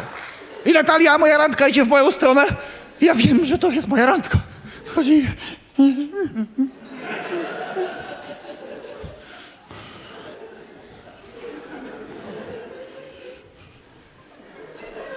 Gdzie są te kamery, kurwa? Tak. Natalia była moją randką. I powiem wam szczerze, 2 minuty tak stałem, kompletnie nie wiedziałem, co mam zrobić. Doszedłem do jednego wniosku. Jeżeli prawdziwy facet mówi A, to mówi A! I kończy to, co zaczął. I mówię, okej. Natalia wyciąga rękę, ja tam pocałowałem i idziemy, słuchajcie, pod rękę. Idziemy przez park, jak zauważyłem, że ludzie zaczynają mi się śmiać w twarz. W pewnym momencie, przysięgam przed wami, spanikowałem, puściłem tą łapę i zacząłem iść metr przed nią albo 2 metry za nią, żeby bardziej wyglądać na opiekuna niż chłopaka. Jak idiota. I jeszcze jakieś głupie teksty w stylu: Natalko, teraz zerwiemy sobie mlecz i narysujemy go w świetlicy, tak? Także chodźmy dalej. Jeszcze jakieś głupie teksty. Jak chodziłem po prostu jak mój stary z rękami z tyłu, jakby chodził po giełdzie i szukał golfa, kurwa. O. Tego, Natalko, wybierzemy. No idiota! Ale dlaczego wam to mówię? Bo jak poszliśmy już w bardziej ustronne miejsce, ja już wyluzowałem. I to nie jest tak, że się przelizaliśmy, mamy 2 dzieci pod Bełchatowem. Ale jak zaczęliśmy normalnie rozmawiać, przysięgam, zmieniłem w ogóle całe swoje nastawienie do osób z zespołem Downa. A dlaczego? Bo po prostu jedną poznałem. Wiadomo, że jest beka, ty downie czy coś, ale Natalia mało tego, że się okazała bardzo sympatyczną, uśmiechniętą dziewczyną. Pogadaliśmy, słuchajcie, na końcu dałem jej jeszcze tego kwiatka. Jezu, jak się cieszyła. I teraz o co chodzi? Myślałem o tym 15 lat. Trzymałem, kisiłem to po prostu cały czas w głowie, ale doszedłem do jednego wniosku, że nieważne, wiadomo, nieważne, czy jesteśmy tam bardziej pełnosprawni, czy mniej, czy mamy więcej hajsu, czy mniej, na końcu i tak wszyscy odejdziemy z tego świata, prawda? Będziemy leżeć na tym łożu śmierci mimo wszystko i co nam zostanie? Hajs? Uroda? Nie. Wspomnienia. Wspomnienia. I ja po prostu mam nadzieję, że przez te pół godziny dałem Natalii dobre wspomnienia. I sam też miałem miłe, dlatego wam o tym opowiadam, tak? I to chciałem wam powiedzieć, po prostu. Hashtag wspomnienia. Jeszcze jak dałem jej tego tulipanka, Natalia pyta się, czy jadę z nią w stronę chaty tramwajem.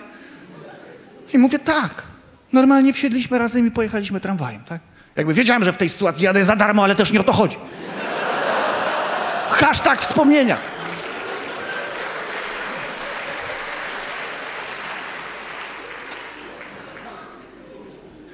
Ale uwaga, bo dzisiaj mamy Tinderka, prawda? Ja wiem, że tutaj połowa osób albo korzystała, albo połowa w ogóle się poznała przez Tindera. To jest raczej aplikacja do szybkiej miłości, prawda? Nie ma czasu poznawać się w jakimś dusznym klubie i się po prostu opędzać od jakiegoś idioty. Od razu wszystko super widać, tak? Po profilu. O, zdjęcie. Zjeb. Jeżeli czyta się opis, będę pukał w czoko, aż wystrzeli oko. Jest w lewo i nie ma człowieka. I nie spotkacie go nigdy na swojej drodze. Jakby najlepsze jest to, że tam, no wiadomo, na Tinderze każdy chce wyglądać jak najlepiej, są najlepsze zdjęcia, a później przychodzi Tinder, niespodzianka i srać. Widziałem raz na obiedzie, jadłem w knajpie, zaraz koło mnie siedzi 2 ludzi. Widzę, że dziewczyna jest wpatrzona, bo typ jest przystojny, wpatrzona w typa. Wiem, co ona tam sobie myśli, nie? W głowie. Ma stabilną pracę. Ma kota. Idealny. Ciekawe, czy lubi gotować. A typ siedzi po drugiej stronie, już jest zajebany. Duże cyce. Fajne usta. Ciekawe, czy lubi w dupę. Tak. Pij. Pij to piwo. I teraz ja wam powiem, też używałem Tindera bardzo dużo. Oczywiście nie jestem żadnym ruchaczem, bo z czym do ludzi, ale jedną najciekawszą sytuację, jaką miałem, miała miejsce w Warszawie. Siedziałem cały weekend. W niedzielę występ, w piątek nuda, odpalam Tindera, przeglądam te profile i patrzę, Sandra 21. Ja od razu mówię, że ja lubię dziewczyny z ostrymi rysami twarzy, okej? Widzę, że Sandra, no, wygląda jakby pracowała na solarium, kurwa, po prostu. Widzę, że jednak trochę za mocno opalona, jak taki Milky Way z oczami. Ale mówię, ja takie lubię. Jednak ten make-up też trochę za ostry, bo jednak nie wiadomo, czy na imprezę, czy na napad na bank, ale... ja takie lubię. W opisie U otwarte mówię, chuj. W imię miłości. Dobra, mówię w prawo, ona w prawo, od razu mecz. Słuchajcie, Sandra, 21, od razu pierwsza mi pisze. Ja miałem nawet takie małe marzenie, że wiecie, mamy już 2 dzieci, trzymamy się za ręce i razem popierdalamy na to solarium. Byłem skłonny zaryzykować. I Sandra pierwsza mi pisze, wiadomość o treści. Alo, mordo! I od razu wiem, z kim rozmawiam. To jest konkretna wiadomość, nie jakieś tam... Witam. Co to jest, jak dziewczyna pisze? Witam. Na Tinderze. Ja nie wiem, czy ja idę z nią na randkę, czy kupuję używane opony na Allegro. Witam. Kurier będzie między 12 a 16. Za pobraniem. Elo mordo. I teraz dostaję propozycję. Jeżeli chciałbyś wpaść, to moje mordy robią dzisiaj w Warszawie, na Pradze, taką domówę. I gdybyś wpadł i moje mordy cię polubią, to będziesz miał jednego plusa u nich, drugiego u mnie, no i te plusiki takie... No brzmi jak przygoda, prawda? Odpisuję, elo, podaj adres i powiem wam szczerze, ja wiedziałem, że Praga w Warszawie to jest tak patologiczne miejsce, że tam nawet jak wieje wiatr, to wieje pięściami i kolanami. Że jak ktoś na Pradze zamawia pizzę, to nie prosi o sztućce, bo ma swój własny nóż. Wiedziałem, że jeżeli jadę w siedlisko patologii, muszę zachowywać się, myśleć i mówić jak typowy patos. I teraz pierwsze co? Miałem torbę z ciuchami, na szczęście. Każdy z nas ma takie dresy, które wciąga na dupę, jak ma gorączkę, prawda? Takie tutaj lekko przebarwione, zmechacone. Podarte gdzieś w jakimś dziwnym miejscu. Wciągam na dupę, mówię, Jezu, jak ulał. Założyłem bluzę Adidasa, czapkę sobie tak na 5. bieg jebłem, mówię, siedzi.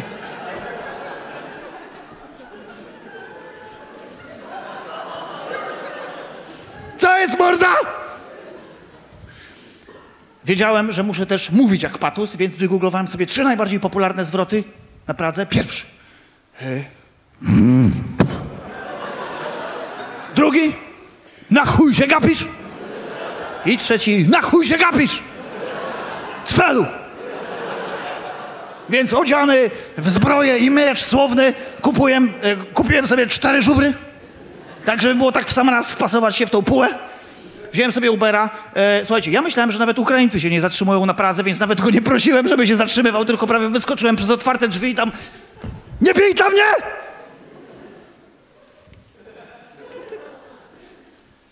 Patrzę.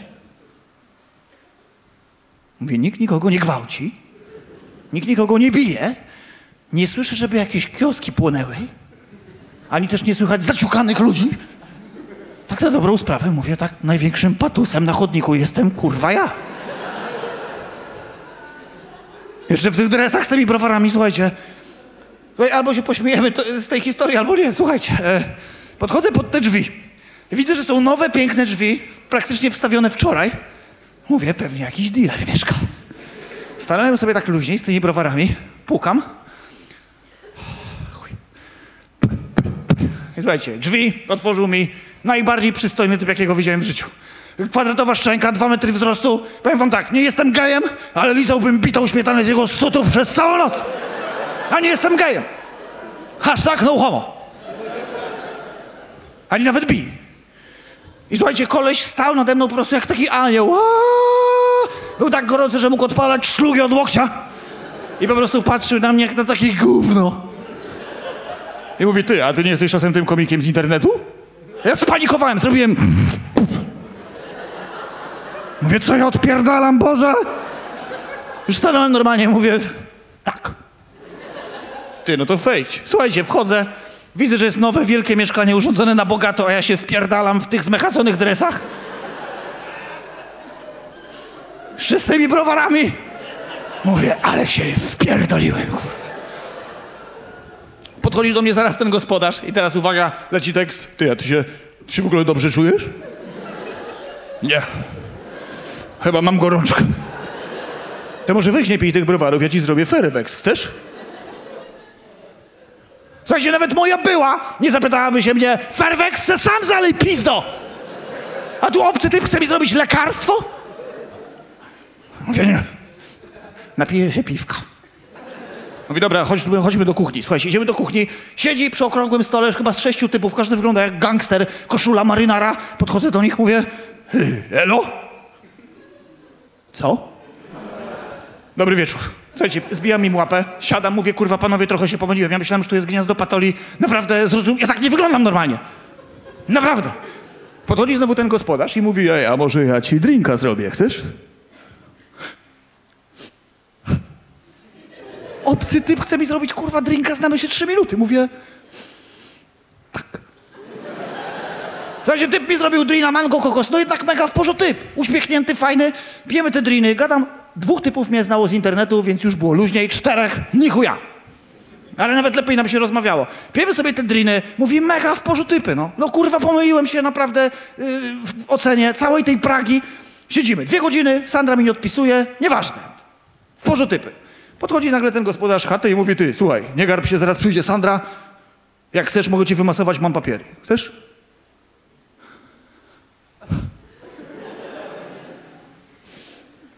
Tak.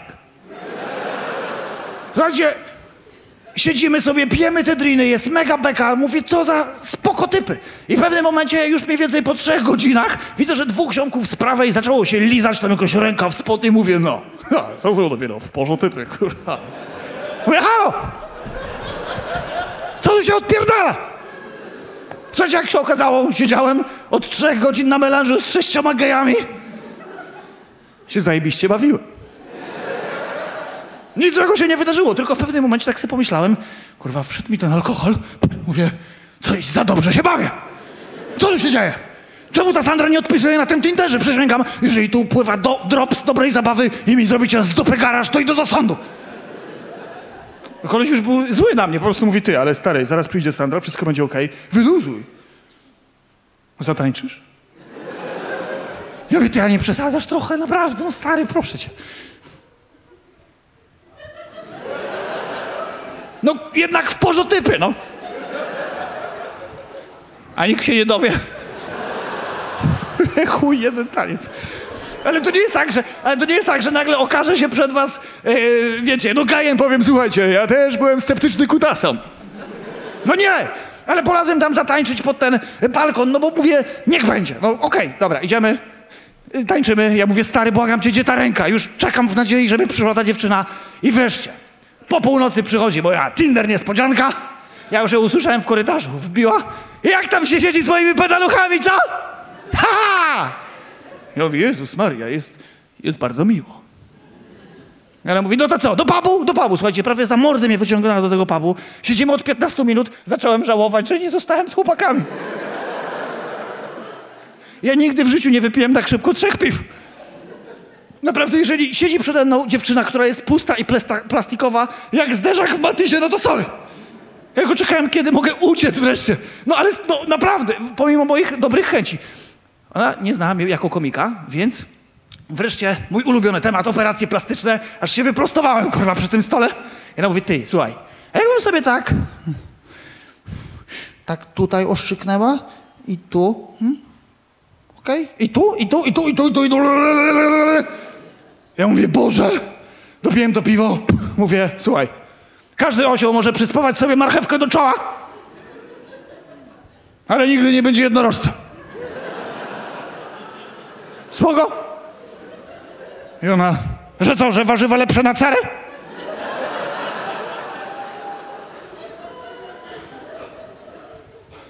Muszę kupę. I wybiegłem w pistu, kurwa. I ja wiem też, że no tutaj sobie siedzą teraz ludzie i myślą, dobrze, Bendler, ale jej dojebałeś, kurwa. Wcale nie. W najprostszych słowach chciałem tylko powiedzieć, że niezależnie od tego, ile silikonu w dupie, czy w cycach, czy botoksu, i tak w dalszym ciągu pozostajemy kruchymi, wrażliwymi na perswazję osobami, prawda? No taka jest prawda. Ja sam mam z tym problem, bo robię stand-up, dystans, żarty, ale ja też mam problem z samoakceptacją czasem, no. I mam złe dni i też bym chciał, żebyście mnie wszyscy oczywiście lubili. Jak wrzucam zdjęcie na Instagrama, wiem, że ludzie sobie myślą, o chuj mu chodzi. No ale prawda jest taka, że najlepszym make-upem dla wszystkich na całym świecie jest samoakceptacja. Po prostu trzeba wstać, pójść do lustra i stwierdzić...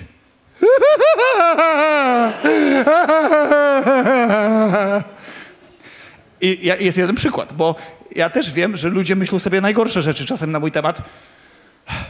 Stacja benzynowa. Gdzieś między miastami, stoję pod kiblem, nie będę czarował, srać chce mi się już po prostu fatalnie. Już są fatality w dupie, mówię... Zaraz będę detonował! Otwierać! Nikt nic nie odpowiada, słyszę tylko takie... Jeżeli oni tam walą kokora, zaraz tam wejdę z tymi drzwiami, wypierda to z tej porcelany. Tak źle już było. I nagle przez te rozsuwane drzwi, słuchajcie, przychodzi mój fan, mordeczka wbija.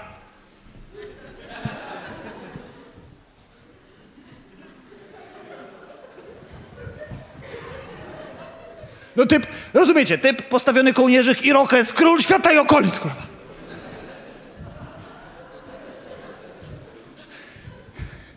Dobrze widzę? Mówię, tak, to są drzwi do kibla. Co jeszcze widzisz, facet? Mówi, nie. Ban Wendler!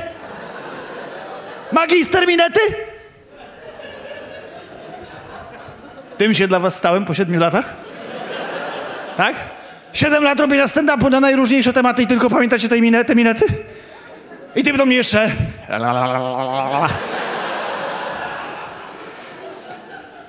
gorsza, jakiś czas temu idzie za mną 2 typów, przez pół Gdyni odwracam się, oni do mnie la, la, la, la, la, la, la, la.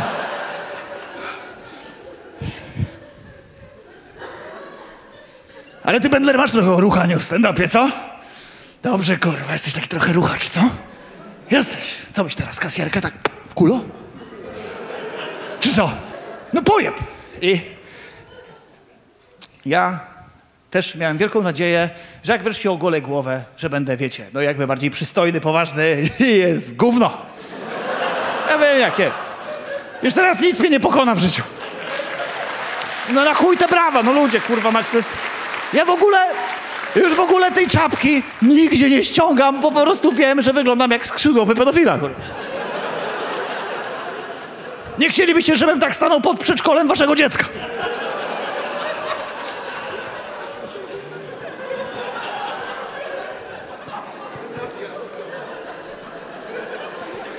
Chcesz kukułkę? Chodź. Dla siostry mam dumla, chodź, kurwa. A jak się uśmiechnę, jak szczur na mefedronie. Także rucham dalej niż widzę. O! Aż tak ruchanko. Kurwa, mać. Ja puchnął jak granaty, kurwa. No i co? Powiem wam więcej.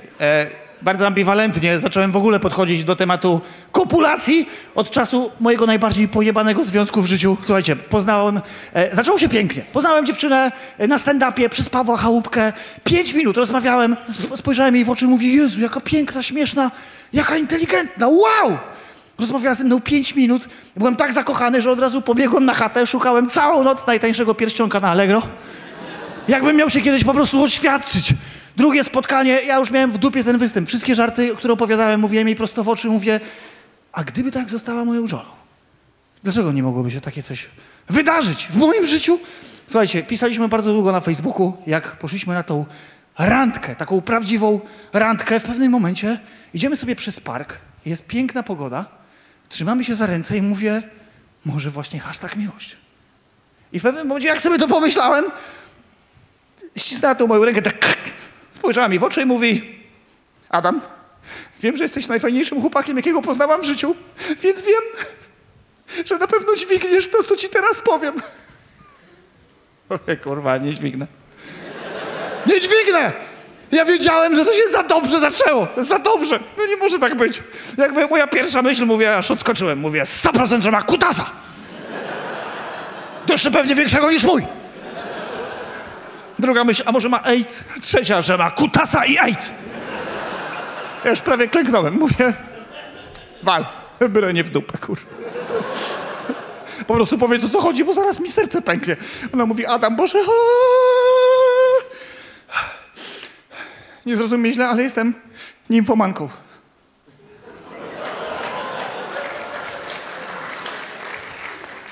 Czy ty to, chłopie, ogarniesz? Wiesz, co to znaczy? Ja już wstaję z tych kolan.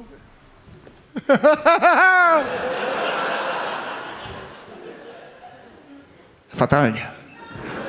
O, coś będzie trzeba popracować w takim razie. Fatalnie! W głowie miałem tylko The Champions! Yeah! Ale dzisiaj dremordę, kurwa, ale już tak mi gorąco. Słuchajcie. Jak się dowiedziałem, że jest nimfomanką, to była dla mnie najlepsza informacja, jaką dostałem w życiu. Ja byłem wcześniej w związku tak tragicznym, że tego seksu albo nie było, albo był tak zły, że to ja musiałem udawać orgazmy. Dziewczyny, wiem, co przeżywacie czasem w związkach. Mi już brakowało pomysłów czasem, bo już czasem było tylko takie...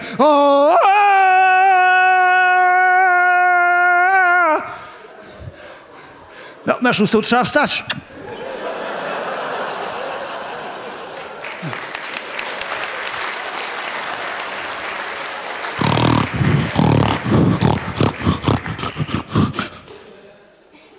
Wiele razy jej powtarzałem, bo to też jest dobra dziewczyna i też będzie oglądała to w internecie. Wiele razy jej mówiłem, Misiu, jesteś cudowną dziewczyną, ale wiesz, musimy czasem uwolnić demona w tym łóżku, żeby wytrzymać ze sobą dłużej razem. Po prostu. I słuchajcie, w pierwsze walentynki mieliśmy zrobić dla siebie taką jedną ważną rzecz, żeby przełamać ten impuls, ten impas w łóżku i po prostu, wiecie, uwolnić demona.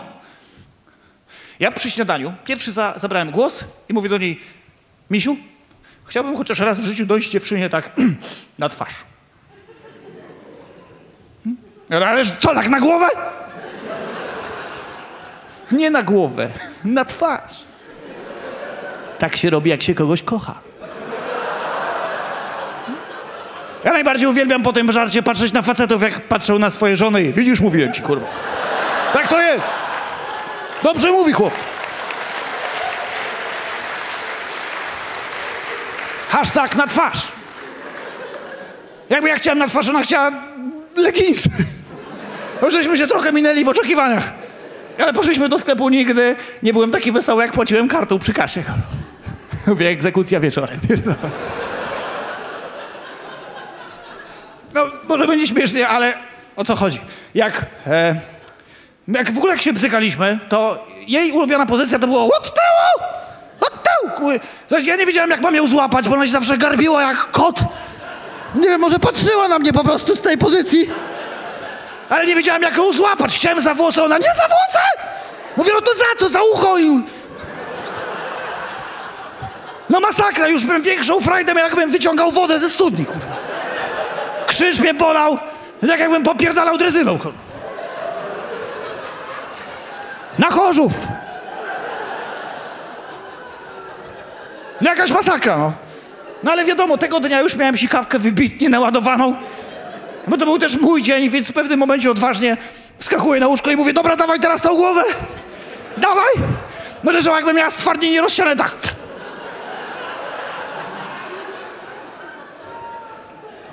Ja mówię, no dawaj tą głowę, no. A mogłabyś się chociaż uśmiechnąć?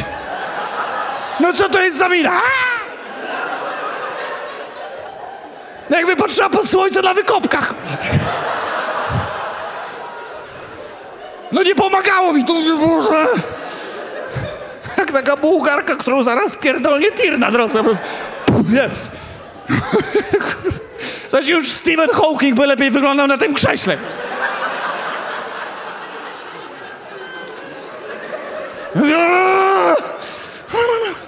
Nie, dam radę.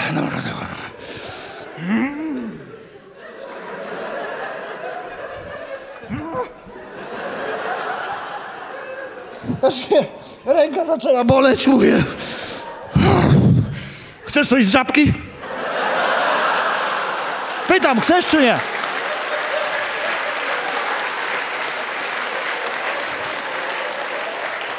Dziękuję za walentynki.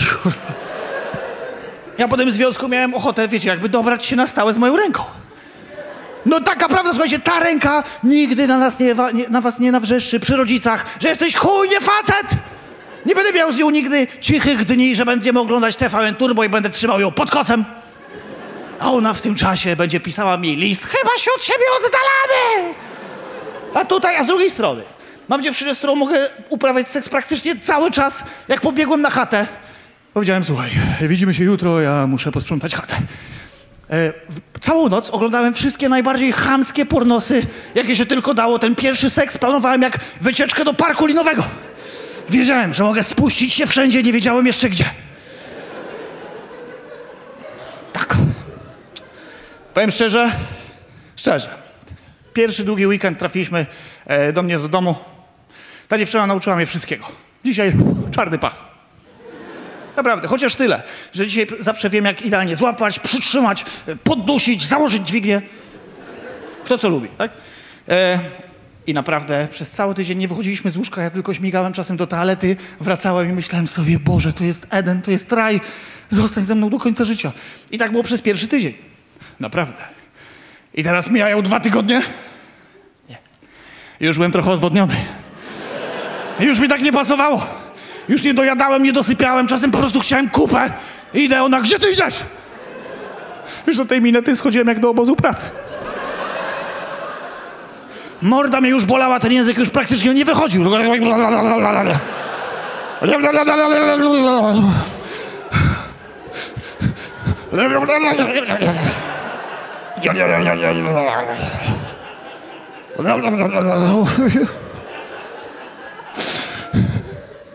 Chcę umrzeć. Jeszcze jakiś dziwny zapach tam, mówię, może pewnie nadchodzi śmierć.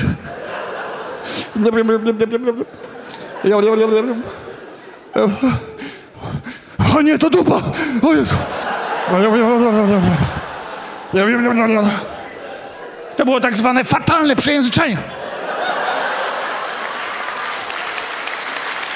Hashtag fatalne przejęzyczenie. Miałem usta spuchnięte tak, że wyglądałem jak kuzyn Godlewski. Wsiadłem raz do kumpla, do samochodu i mówi, co ty, Bender, botoks? Mówię, wypierdalaj, kurwa. Jedziemy.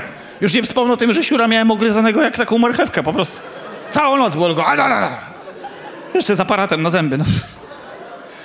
Wiecie, jak ciężko jest zdobyć maść na podrażnionego pendrive'a, jak się ma 20 milionów wyświetleń na YouTubie? Jak ciężko zdobyć kutagen, będąc nierozpoznanym? Już prawie bym w peruce przyszedł do apteki. Nie, wolna kasa, wolna. Teraz biegnę, mówię, jeszcze dziadek. Teraz, kurwa, jeszcze babcia. Dobiegam, patrzę, nikogo nie ma. Jest jeszcze moja koleżanka z podstawówki. Mówię, Monika, poznajesz mnie? Słuchaj, nie mamy za wiele czasu, potrzebuję takie... I Monika tak na mnie patrzy i mówi, dobra, Adam, przecież chodzę na twoje stand-upy, głupku. Już ci daję. Ja, serio? Dawaj. Okej. O.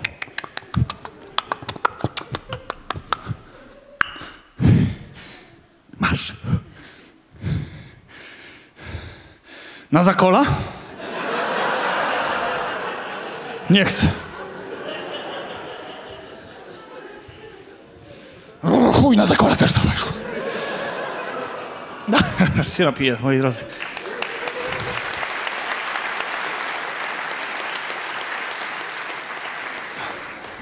Moi kochani, nie macie pojęcia, jak bardzo się cieszę z tego występu i z tych okoliczności. Na koniec, to jest właściwie ostatni występ, gdzie będę wam mówił to od serducha. A właśnie, kurwa, zapomniał. Najważniejsze pytanie. Czy są na sali ludzie, którzy normalnie nie palą papierosów i brzydzą się tym wstrętnym nikotynowym dymem, ale zapalą sobie na przykład do piwka? Poproszę o brawo. Pytanie do pana. W dupkę też tylko po piwku? Naprawdę, szczerze. Szczere pytanie, kierowniku, bo jaki to jest portret psychologiczny, że normalnie nie jestem gejem, ale kiedy wjeżdża Radler, tylko po piwku. Ale mówię o tym dlatego, że są ludzie, którzy palą tylko do piwka, szanuję to. Są ludzie, którzy dla papierosów są w stanie zrobić bardzo wiele, nawet poświęcić wszystko. I takim przykładem jest moja mama, bo normalnie zwykły palacz odpala jednego peta, drugiego, trzeciego, zjara paczkę i tyle. Dla mojej mamy papieros to jest celebracja każdej chwili. Ona odpala sobie jednego peta w kuchni, drugiego w salonie, trzeciego w sypialni, czwartego na ganku. No takie kurwa kadzidełka, prawda? Jak ja wchodzę po zmroku do pokoju, to nawet nie palę światła, tylko po tych żarach popierdalam. Jak po pasie startowym. Do pokoju. Ale to trzeba celebrować każdą chwilę w takim wypadku, bo z reguły jest tak, mama sobie musiała coś wynagradzać tymi papierosami, bo mama to jest najbardziej niedoceniana funkcja na całym świecie. To jest instytucja, która pierze, sprząta, gotuje i ewentualnie zawraca dupę przez telefon. Kto nie miał takiego telefonu w życiu, że jest takie, o, dzwoni stara? Trzymaj blanta. Halo? No tak, no wiem, no haha. Aż tak? No dobra, wiem, no tak, no. No okej, no cześć, no pa. Hehe, no pa. No. Tak, dziękuję, no cześć, no ja ciebie też. No, powiedzieć mamie, że kocham cię i przytulić ją, to dla mnie w życiu siara. Hashtag siara. Jakbym powiedział mojej mamie, że ją kocham, to bym od razu uciekał do Grecki, przysięgam. Tyle by mnie to kosztowało. No nie byłem w stanie, ale u nas w domu standardowy portret rodzinny. Pewnie tak jak u połowy z was. Czyli jest standardowa Grażyna, Janusz, Sebiks. Niech was nie zmyli moja broda. Ja w środku, w serduszku jestem Sebiksem z Fordonu. Naprawdę. Standardowy dzień, poniedziałek u nas w domu, czyli Janusz przychodzi, jest wścieknięty, nic mu nie pasuje, podchodzi, co to ziemniaki takie zimne? Grażyna odpiera atak, mówi, a co się wpierdalasz w butach do kuchni? i Sebix, który idzie do drugiego pokoju, żeby czasem nie słuchać tych kłótni. No bo jednak ile można, prawda? I tak sobie minęło 15 lat. 15 ostatnich lat, gdzie wiadomo, jakie są małżeństwa, że ludzie siedzą ze sobą, ale nie biorą rozwodu, no bo jednak, kurwa, oglądają razem Polsat. No to niech już będzie. I przyszedł taki czas, gdzie mama zaczęła się czuć coraz słabiej, była słabsza, dużo kaszlała, ale to przecież przez pety, wiadomo, więc pal mniej, no ale nie. Przyszedł czas, gdzie naprawdę mama zaczęła się czuć bardzo słabo i trzeba było pojechać zrobić badania. Więc po badaniach już całą rodziną jedziemy, bo ojciec już ledwo tam widzi na oczy, więc ja byłem za kółkiem. Idziemy do lekarza i wielki lekarz, wszechobecny, najmądrzejszy facet na świecie patrzy w tą kartkę i mówi: obecna tutaj pani Krystyna ma zdiagnozowanego drobnokomórkowego raka płuc w wyniku palenia. I radziłbym tutaj teraz państwu szanować swój czas, chemioterapia i wypierdalać. Tak, proszę zaprosić następnego pacjenta. I słuchajcie, no jednak była na ryj. Że co? Kurwa. Że rak? No tak, także proszę zaprosić następnego pacjenta. I moi rodzice wyszli w totalnym szoku. Siedzę z tym lekarzem, no mówię, nie wyjdę stąd. Mówię, co to znaczy drobnokomórkowy rak płuc? Wiesz, to jest taki mały raczek? Nie. Nowotwór złośliwy. No to może pan coś doradzić w takim razie, co możemy zrobić w tej sytuacji, no bo jednak to nie jest codzienność. Ty mi powiedział, radziłbym, żeby pan zrobił wszystko, żeby pan wiedział, że pan zrobił wszystko. Hashtag hehe, kurwa.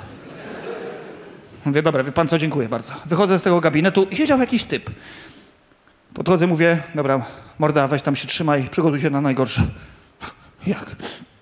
Ale ja tylko z łokciem. No i chuj. No nie wiadomo, co tam siedzi. Słuchajcie, idę. Rodzice czekali już w samochodzie. Ja miałem cały korytarz, tam ze 100 metrów, które chciałem przejść jako super optymista. Mówię, trzeba to, wiecie, wziąć z super optymizmem, ze wszystkiego można się wyleżyć, więc idę i mówię, będę promyczkiem słońca i wszystko będzie dobrze. Wsiadam do auta, rodzice siedzieli z tyłu, odwracam się, mówię, i co? I co teraz, kurwa? Nie kochaliśmy się przez te ostatnie 15 lat, ale teraz mama jest chora, więc teraz będziemy cudowną rodziną i będziemy wspólnie spędzać czas, aż mama się wyleczy i wszystko będzie dobrze. Rodzice już tak, wiecie. Miałem nóż w ręku, więc byłem przekonywujący.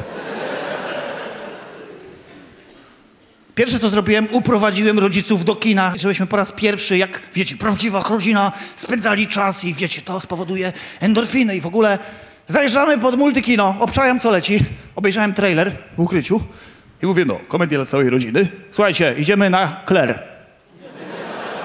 Niezła beka jest w trailerze. Słuchajcie, poszliśmy na Claire, żeby się pośmiać. Prawda? Co tam widzę? Ksiądz, który rucha w dupę dzieci, dzieci na onkologii, no jakby na końcu ty wziął i się podpalił, ale siedzimy i kręcimy bekę. Słuchajcie, pójść na Claire jako na komedię rodzinną, to jest tak jakby pomylić Charlie'ego Chaplina z Adolfem Hitlerem. Że można, przecież jest jakiś śmieszny, wspólny akcent, a później łzy niekoniecznie ze śmiechu. I tak się zaczęła reaktywacja, ale uwaga, bo są pacjenci, którzy bardzo chcą się wyleczyć i mają silną wolę życia. Wiadomo. Ale są też pacjenci, którzy odłączają się od respiratora, bo ich wkurwia pikanie. Przykład moja mama. Nie chciała brać chemii. Pytam, mamo, dlaczego? Błagam cię, tutaj być może nie ma za dużo czasu. Dlaczego? Powód mojej mamy? Bo mi wypadną wszystkie włosy i będę brzydko wyglądała na spacerze z psem. Ja mówię, mamo, to jest najbardziej słodkie i pojebane, co właśnie gadasz. Zaraz wyciągnę nóż. Bierz tą chemię. Nie. Słuchajcie, myślicie, że ja chciałem być łysy? Od razu pierwszy co, poszedłem do kibla, ogoliłem sobie łeb i mówię, zobacz. Gorzej już nie będziesz wyglądać, mamo. No chyba, że sobie pierdolniesz wąsa, ale nie wydaje mi się. Solidarnie. Chciałem po prostu zrobić to solidarnie. I problem polegał na tym, że nie wiadomo jak zlikwidować drobnokomórkowego raka płucy, więc moim starym, z którym się nie lubiłem, bo mnie zawsze wkurwiał, bo ciągle coś ode mnie chciał, miał jakieś dziwne żądania, darł tą japę. Musieliśmy razem wymyślić jakiś sposób, żeby wyleczyć mamę. Słuchajcie, poszliśmy nawet na coś takiego jak odrobaczanie pasożytów. Ktoś był? Poproszę o brawa, kto był? Chciałem krzyknąć hashtag frajer, ale nie chuja. Okej. Idę z moim ojcem do jakiejś piwnicy. Było napisane, może pomóc w walce z nowotworem. Przyjął nas jakiś typ, który był tak wyjebany na amfetaminie, że po prostu myślałem, że nas zaraz zje oczami. Panowie, czekałem na was! Zapraszam. Ja mówię, tata, to nie jest dobry pomysł. Nie, synu, idźmy tam. Typ się ze mną zamknął w tym gabinecie i jest coś takiego jak wywiad w odrobaczaniu. Czyli koleś patrzy wam w oczy i sprawdza, jak bardzo jesteście, kurwa, głupi. Czym pan się zajmuje? Ja mówię, no, jestem stand-uperem. Czyli pan dużo myśli? Mówię, nie. O! Wie pan, że może mieć pan w tym momencie w sobie taszymca uzbrojonego albo nawet glistę ludzką? Mówię.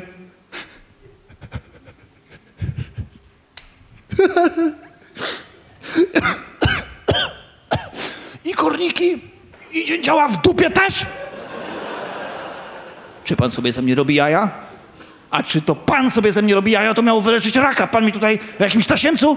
Jak pan nie wierzy, niech pan przyprowadzi ojca. Ja mówię, dobra, idź pan, w pizdu. Wychodzę, trzaskam drzwiami, mówię, tata, to nie wyleczy raka, rozumiesz? Po prostu wracajmy do mamy. Ojciec mówi, nie, trzeba to sprawdzić. Na pewno, może pomoże. Dobra. Słuchajcie, typ się zamknął z moim starym na klucz. I słyszę po 2 minutach, że mój ojciec wyje tam. Stary wyszedł prawie z tymi całymi drzwiami i mówi, synu, mamy to w sobie! Ja mówię, no to żryj swoją cebulę i spierdalajmy. Co ty na to? Mówi, nie, może, przecież to jest w nas, trzeba to wyplewić, trzeba to sprawdzić. I typ wyskoczył mu praktycznie zza dupy i tam, pan ojciec uwierzył. Słuchajcie, ja bym jeszcze uwierzył, gdyby, wiecie, jakaś grupa owsików w mojej dupie nagle usłyszałaby głos tego typa i byłoby, nie, Andrzej, mają nas! Nie damy się! Wysadzaj wejście! Jeszcze bym uwierzył. Ale nie, no słuchajcie, ja musiałem spędzić z moim ojcem w jakiejś kabinie 2 godziny, gdzie nie rozmawialiśmy ze sobą nawet 3 minuty w życiu. Siedzimy, typ nam dał jakieś miedziane rurki do rąk, jakiś kurwa czeski VR, Wii. I muszę patrzeć na mojego ojca 2 godziny, gdzie 3 minuty nie gadaliśmy. On w ogóle o żadnych rzeczach. I mój stary siedzi, patrzy w podłogę i nagle robi takie... Ja mówię, tata, to nie jest tak, że tasiemiec wyjdzie ci z dupska jak 8. pasażer Nostromo. Rozumiesz? Nie rozumiem. Boję się, rozumiesz? Boję się, że... Płaczę. I już ojciec płacze tak, że koniec świata, że już nawet ja mówię, boję się, że mama umrze. Boję się, że nie mamy planu, że to wszystko jest po nic, że straciliśmy tyle czasu. Jezus Maria, jakbym chciał oddać cały ten czas, te pieniądze, mogę sprzedać dom, zróbmy coś, żeby tylko mama wyzdrowiała. Ja mówię, Jezu, do czego musiało dojść, żeby 2 ludzi po 30 latach w ogóle zaczęła rozmawiać o emocjach? I nagle spojrzałem tak na mojego starego w nowym świetle, mówię, może on nie był nigdy taki zły. Może darł tą mordę, bo taki był jego jedyny środek wyrazu. Nigdy się nie przełamał, tak jak ja z tym kocham cię, mamo. I w pewnym momencie po prostu polubiłem mojego ojca. Ta relacja się w ogóle naprawiła, ale no niestety nie pomogło to mamie. Na szczęście zaczęła brać tą chemię, jeździła do szpitala na krótkie wlewy, wiecie, te włosy zaczęły jej wypadać w końcu, ale mój ojciec jakby, wiecie, przejął wszystkie obowiązki w domu, słuchajcie, wiecie. Janusz, który pracował i przynosił hajs, w pewnym momencie nagle zaczął prać, sprzątać, gotować. Teraz mama siedzi na łóżku i mój ojciec przychodzi i mówi, zobacz, Krystyna, patrz, mam dla ciebie obiad, tu masz leki, jakby jedz. No, a moja mama siedzi tak na łóżku i mówi, a co, te ziemniaki takie zimne? A mówię, że co ty robisz, Krystyna, wszystko dla ciebie robię, po prostu jedz to, zdrowiej, rozumiesz? A jak ja dla ciebie zapieprzałam przez te wszystkie lata? To co? Słuchajcie, moja mama mi to opowiada w szpitalu, tak siedzi, a taka uśmiechnięta mówi, ale mu dojebałam. Teraz się nauczy. I słuchajcie, mój ojciec się nauczył. Nauczył się. Ja wierzyłem, że jednak trzeba być pozytywnie nastawionym. Jeździłem w te trasy. Nie chciałem odbierać tego telefonu, bo bałem się, że usłyszę, że mama czuje się gorzej i będę miał, wiecie, no zły występ. Wychodziłem w międzyczasie, miałem premierowy materiał na tą scenę. Z tyłu głowy miałem, że może, wiecie, no wszystko się wydarzyć i mówię, tyle ode mnie, dzięki, brawa, super. Schodziłem i a nie, jeszcze bis, o no tak, kutasy, kurwa. I jeździłem w te trasy. Jeździłem. Mój ojciec w tym czasie przychodził do mojej mamy do szpitala codziennie. I wiecie, siedział obok na łóżku i trzymał ją za rękę. I był takim dobrym, serdecznym, kochającym facetem, którym, wiesz, mama chciała, żeby była przez całe życie, nie? I był. Był tam. Była taka sytuacja, że mama leży na łóżku i ojciec wychodzi i mówi, przyjdziesz jutro? No i ojciec mówi, będę. I był. I przyszedł taki dzień, 3 grudzień w zeszłym roku, gdzie siedzę w Poznaniu, w mojej byłej, dzwoni ojciec, oj kurwa, to był, mój ojciec brzmiał jak koniec świata i mówi, synu, mama umiera i musisz przyjechać i po prostu, wiesz, pożegnać się, bo możemy po prostu, chyba tylko tyle już możemy zrobić, no nie? I teraz, miałem ile? 400 kilometrów, wsiadam w to auto i miałem, wiecie, miałem 30 lat, żeby powiedzieć mojej mamie chociaż jedną dobrą rzecz za to, co mi powiedziała, za to, co dla mnie zrobiła, no bo jednak przez 30 lat robiła dla mnie wszystko. Wsiadam w auto, jadę ile fabryka dała i rozumiecie, proszę Boga o kilka godzin więcej życia i przypomniały mi się na drodze wszystkie te nieodebrane połączenia, kiedy 15 lat temu dzwoniła, mówi, o, jestem zjarany, nichuchu. 10 lat temu pracowałem za granicą, mówię, roaming kosztuje, nie ma szans. 2 lata temu, pamiętam, jak schodziłem ze sceny, patrzę, mówię, o, jestem spocony i zmęczony, oddzwonię. I oddzwoniłem po miesiącu. I powiem wam, naprawdę, leciałem już na złamanie karku i w pewnym momencie 33 kilometry dzwoni ten mój ojciec, jest...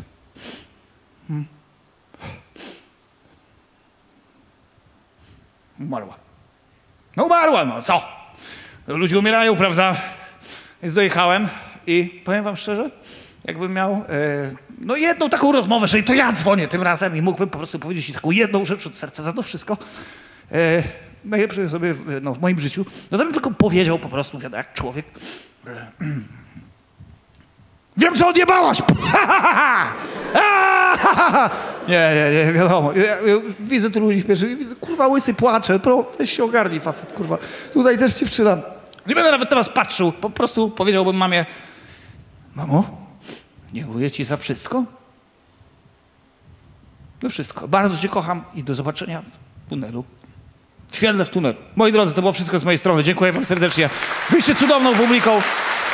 I tyle, no. Bardzo się cieszę, że to był ostatni występ i był właśnie tutaj. Bardzo was kocham, do zobaczenia. Trzymajcie.